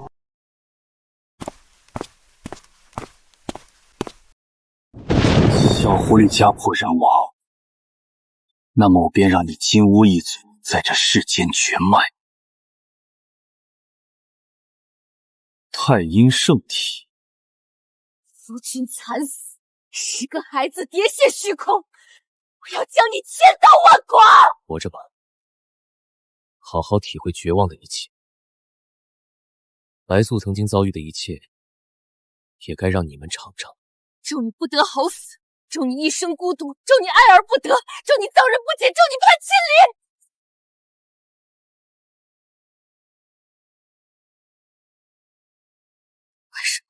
为什么明明是姐夫错了，你还要随他而去？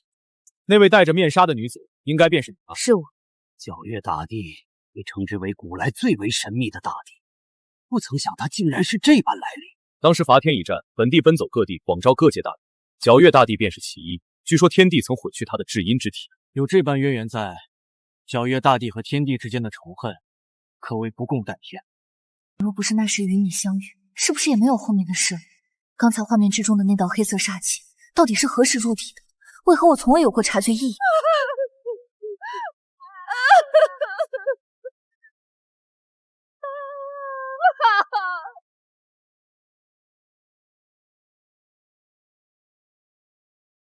母亲？怎么会是母亲？一样的容貌，一样的弧身。不，绝不可能是妖皇陛下。那个白素已经死了，妖皇陛下还好端端活在这里。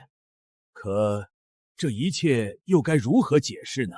其实到头来，小狐狸就是妖皇白素。来了。你知道我要来。小五说过，他死后可能会有个傻子来找他的，应该你就是那个傻子吧？他才是那个傻子，为什么不早点告诉我？这孩子一生孤苦，好不容易摆脱了血脉诅咒，却因为我落到这般田地，我早该死的，早就该死的。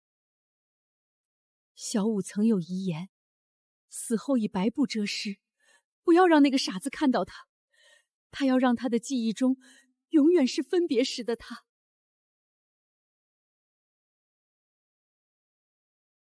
小五，为什么要白布遮尸？为什么不要让我看到你的样子？在我眼中，你始终如一，无论是之前还是现在，我怎么会忘记你？你喜欢青春，我便向上天为你夺来不老容颜。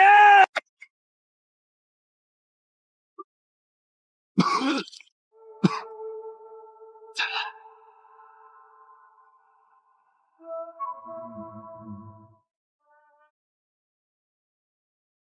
准帝不可，那边大帝。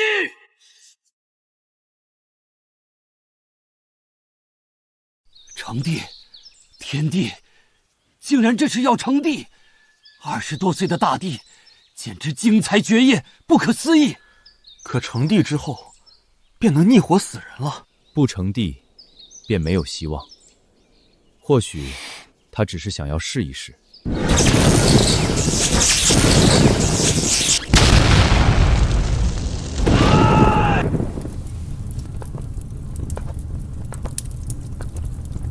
我以大帝果位，引无边气运、无边福缘、无边功德，为你重塑新生。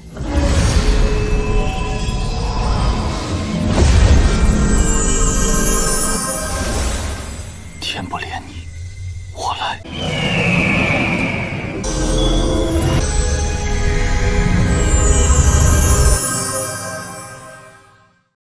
你这一生凄苦。有了这些，待未来苏醒之后，一定会有个顺遂的人生。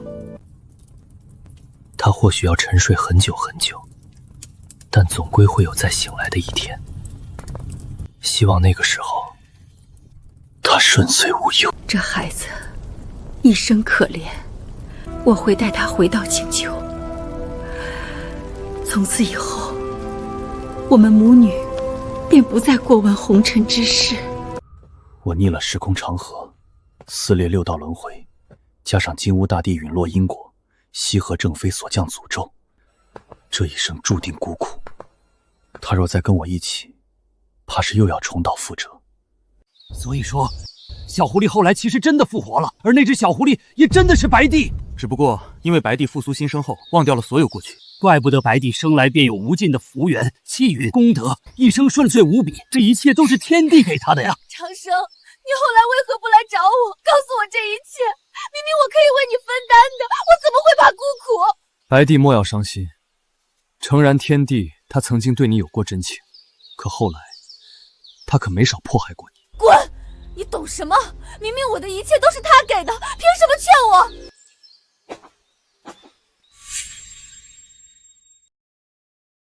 天帝，我和你势不两立。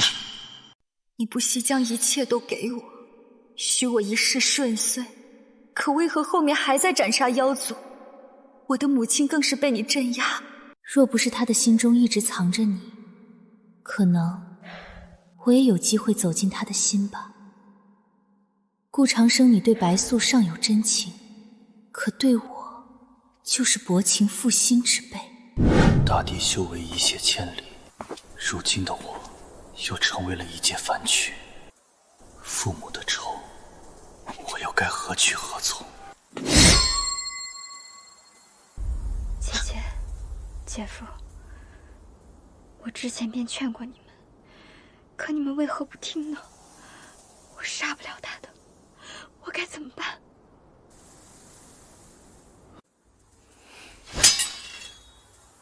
既然你杀了我姐姐和姐夫，索性你连我也一起杀吧。当初我初入凡尘，不谙世事，只知道人间有善恶，人分好坏。我姐姐、姐夫罪有应得，所以我才迟迟对天帝下不去手。皎月大帝性情纯良，赤子心性，何该如此？如此说来，月神和天帝之间的恩怨，是因为他毁了你的至阴圣体。他将我丢在太阳星上，封我修为，镇压了3000年。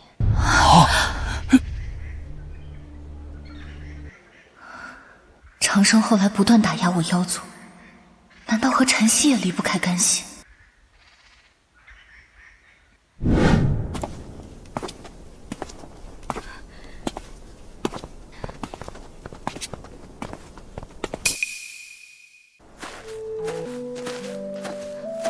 你还要跟我多久？你已经跟我7天7夜了。即便你是妖族，但也会死。你杀了我！神经病！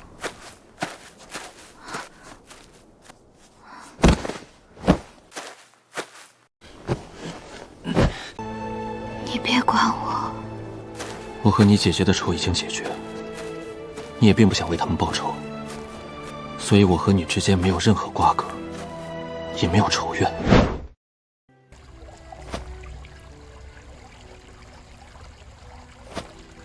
终于能够解脱了。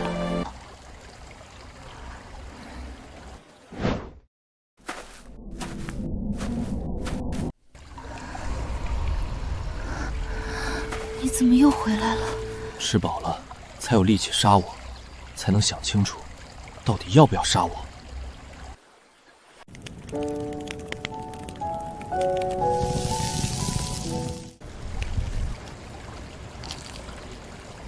怎么样？还可以。我之前可是给某个家伙烤了很久的肉。你要去哪里？看人间。天帝他自挖根骨，毁了道基，自毁剑心，破了道胎，连天道修为也一去不复返。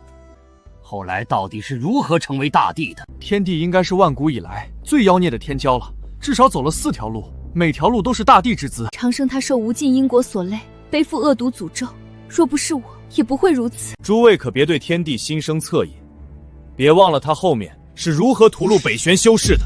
从现在来看，天帝并非大奸大恶之辈，反而每件事都另有隐情苦衷。或许你等说这话之前，可想过那些被屠戮的无辜北玄修士，莫要被天帝的表面所骗。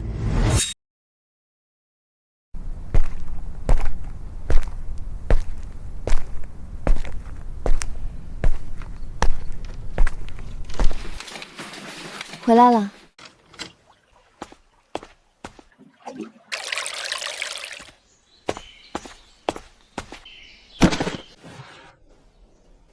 慢点儿。姑叔姑婶儿，我娘给我生了个妹妹，我爹说让我把这些给你跟婶婶送来。好。对了，姑叔，我爹还说了，让你跟婶婶明晚去家里吃酒。 3年了，当初只是一个念头，没想到自己在这里一住就是3年，看人间便是看红尘百态。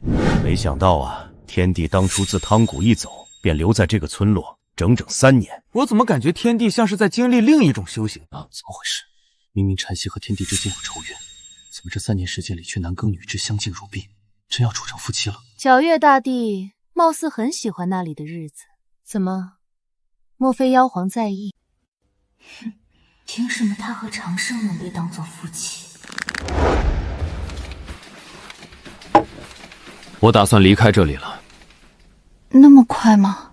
打算去外面的世界看看，看看这所谓的人道能否走通。家里还有几匹布，明天去集市上卖了吧。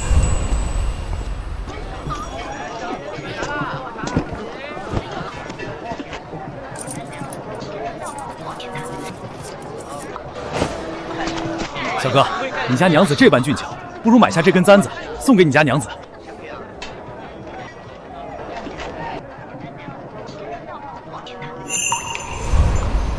真美。真要走吗？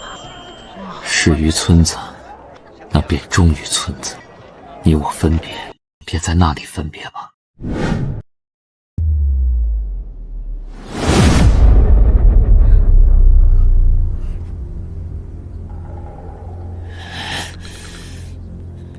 妖族，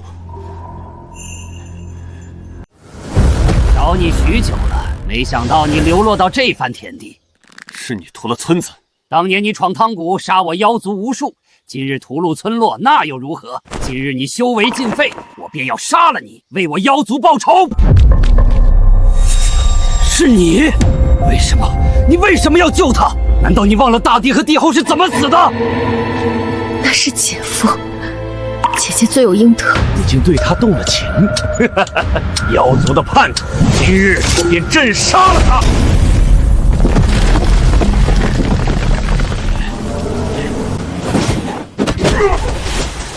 这些年我一直想不明白何为人道，但今日看着他们惨死，却是明白了。所谓人，便是生生不息，薪火永存。今日，我便凝聚人间之意，以人间之剑斩你！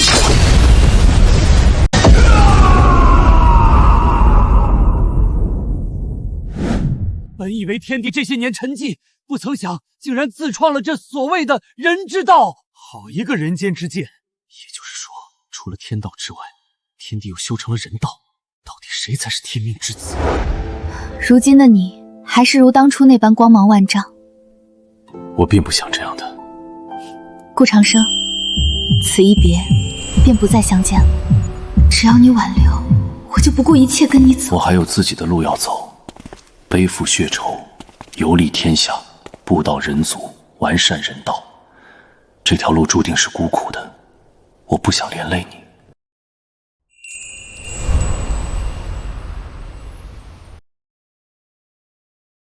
这方天地万族争锋，人族传弱。我人族若想扎根，便须如那疾风劲草一样，以不屈意志对抗天命。圣师所言极是，若无圣师这些年传授我等长生法门以及修行体系，人族怎么可能和妖族博弈？圣师为仙人下凡，拯救我人族，有无边大功德。今日圣师与我人族祖庭首阳山布道讲学，是我为人族之幸啊！这3年，天帝一直在为人族做事，所做之事更是不图名利和回报，甚至有了无数追随者，可谓不辞辛劳，不畏艰苦。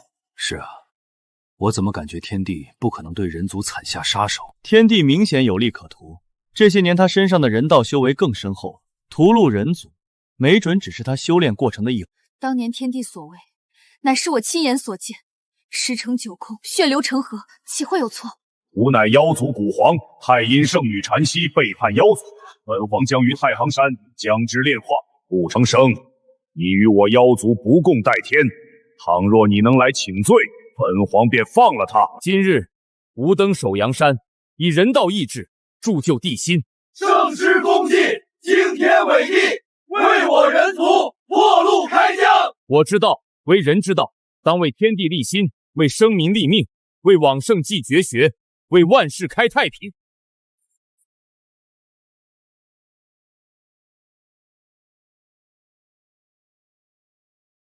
今日无故长生，正人道，人之道，意志不灭，心火永存。人族孱弱，如同蝼蚁，可今日之后，当凝聚人族意志，天行健，自强不息，与天地与万族博弈。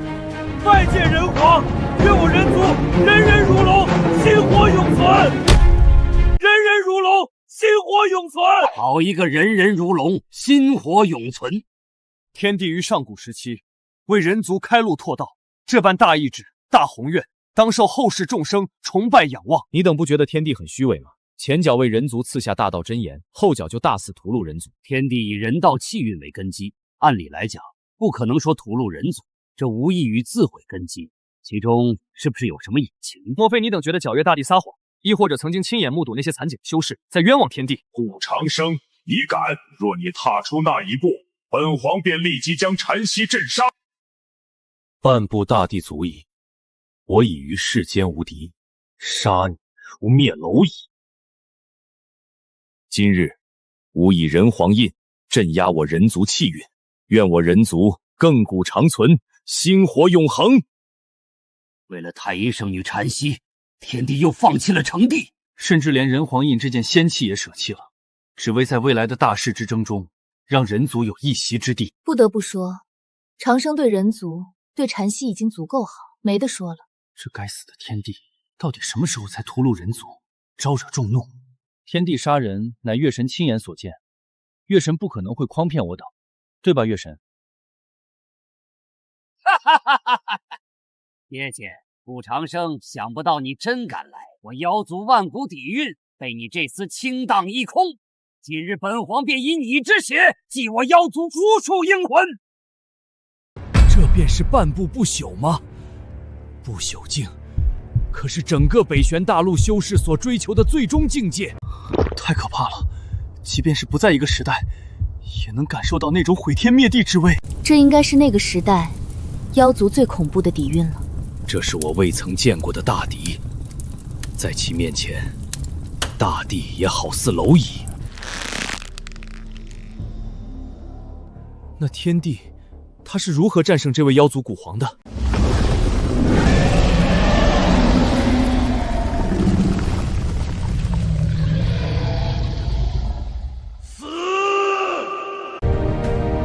剑，来！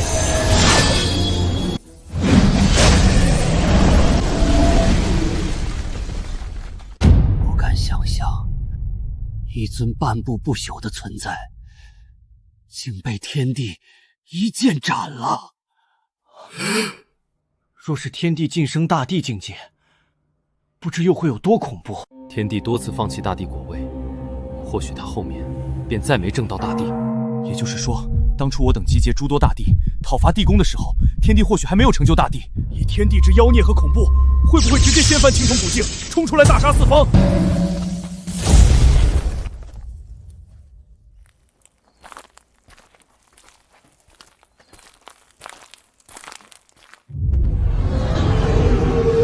妈妈，你卑鄙！顾长生，我倒要看看你今后如何选择，斩他便是斩他！长息身上发生了什么？为何没有任何异常？这诅咒是何意思？斩他便是斩他。那位妖族古皇对月神做了什么？我也不知，我从未感觉到身体有异样。那时我陷入沉睡，只知道被一位妖族古皇镇压。等我苏醒后，才知天帝他救了我。你等可还记得，当初在扶桑殿内，羲和正妃自焚之际，便有一道类似煞气冲入月神体内。当时是有这么一道煞气，可和那位妖族古皇有何关系？我差点以为要见不到你。今后的路，我陪你一起走吧。那你不许再离开我了。后面我会在守藏山隐居，参悟人道。那日放弃了正道成帝、极尽升华的机会，但我总感觉差那么一点。这万古以来的混乱时代，人族如今终于得以安稳繁衍生息。他终究还是离去了，血仇和感情纠缠，也并不是那么容易放下。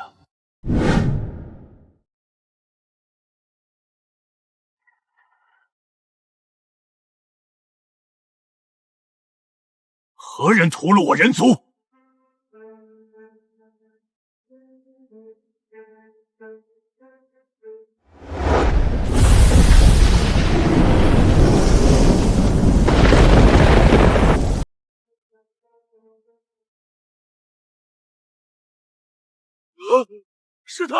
是他屠了整个城池！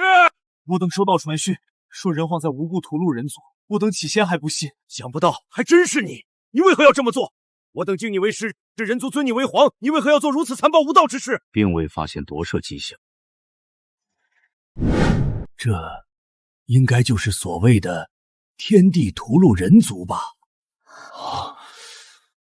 可在我等的视角里，天帝从未离开过人族祖庙，这必然是有人在污蔑陷害啊！哼，此城没有，但并不代表别的城池没有。你们可别忘了，天帝本身就是残暴无道之。你难道没看见？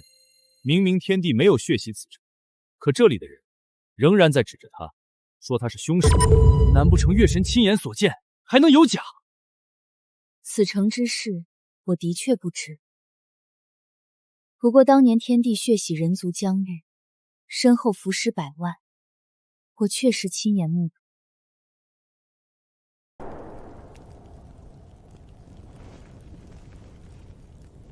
到底是谁要栽赃我？此城凡人也毫无被夺舍痕迹。你人皇，你妄为我人族人皇！你为何要屠戮我们？我们做错什么了？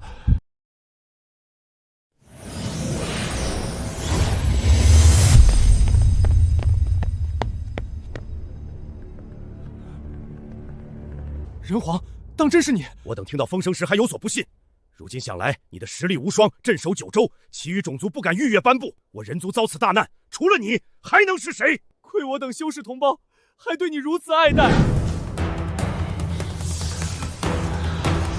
人皇血洗人间了，快逃啊！人皇血洗人间！天帝绝对是被人嫁祸了。当初天帝并未血洗人间，甚至于都没有澄清过。到底是何原因，让他背负了万古骂名？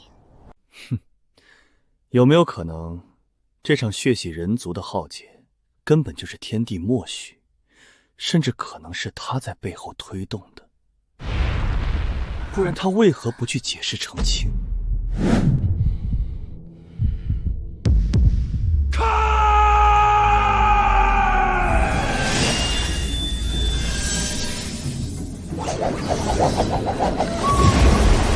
王后，之后的事情我已经部署好了，必然保证让他身败名裂，千夫所指。而你只需要做好我们约定的事。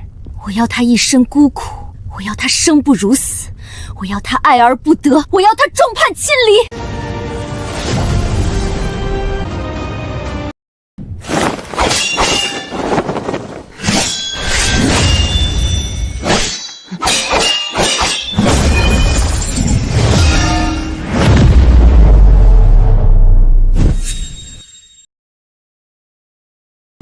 为何月神会出现在那里，还被尊称为王后？好像这一切，我有点懂了。不可能，不可能！怎么会是我？我怎么会不记得？这一刻，许多真相其实已经明了。你等莫非以为那根狐狸尾巴是从本宫身上斩落的不成？天地一剑可杀半步不朽，即便隔着岁月长河，那一剑威能也能斩大地。这世间的狐族强者能有几尊？反正不可能是本宫。那会不会是白帝母亲呢？如此说来，月神应该就是被金乌大帝的正妃，也就是月神的姐姐所附身了。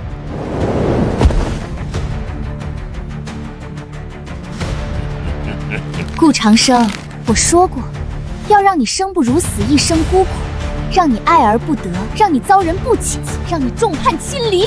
是星河禅曦的姐姐。就是本宫，就是本宫幻化成你的模样，血洗人间，屠戮人族。我早该料到。顾长生，本宫和长曦乃并臂而生，一体而存。你若斩我，便是斩他。你舍得吗？你能奈我何？斩我便是斩他。此前那位妖族古皇也曾说过这话。所以说此局早在一开始就已经布下了。这一切的骂名和罪恶，都是天帝替你背负了。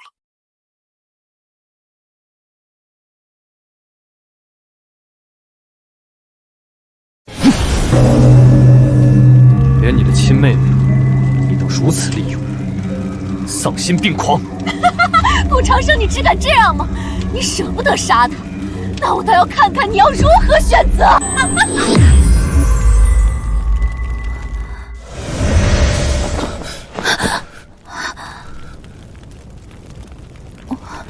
头好疼，发生了什么？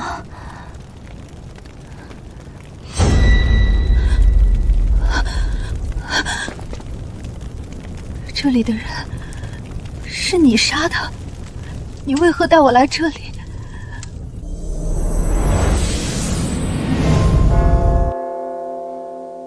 所以，这便是月神所看到的天地血洗人族的真相。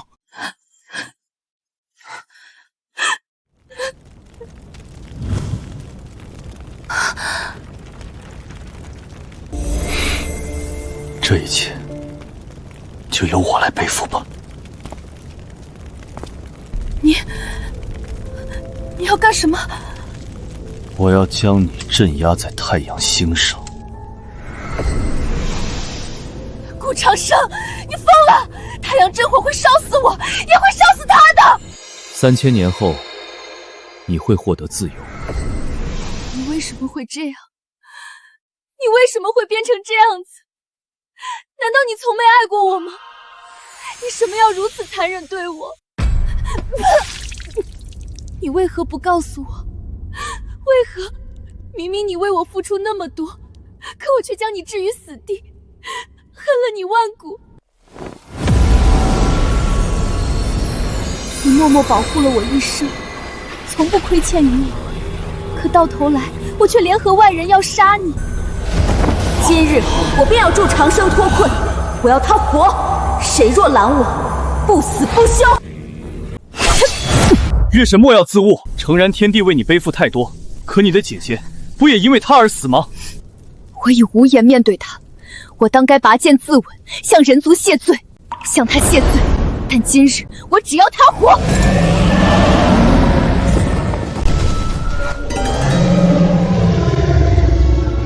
我有今日一切，也是长生给我的。今日我也要他活。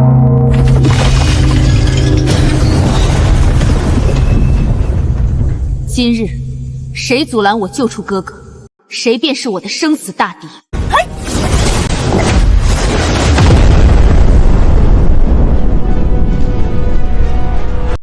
事到如今，天帝所表现的重情重义，和我所知一样。或许姐姐的死也另有隐情。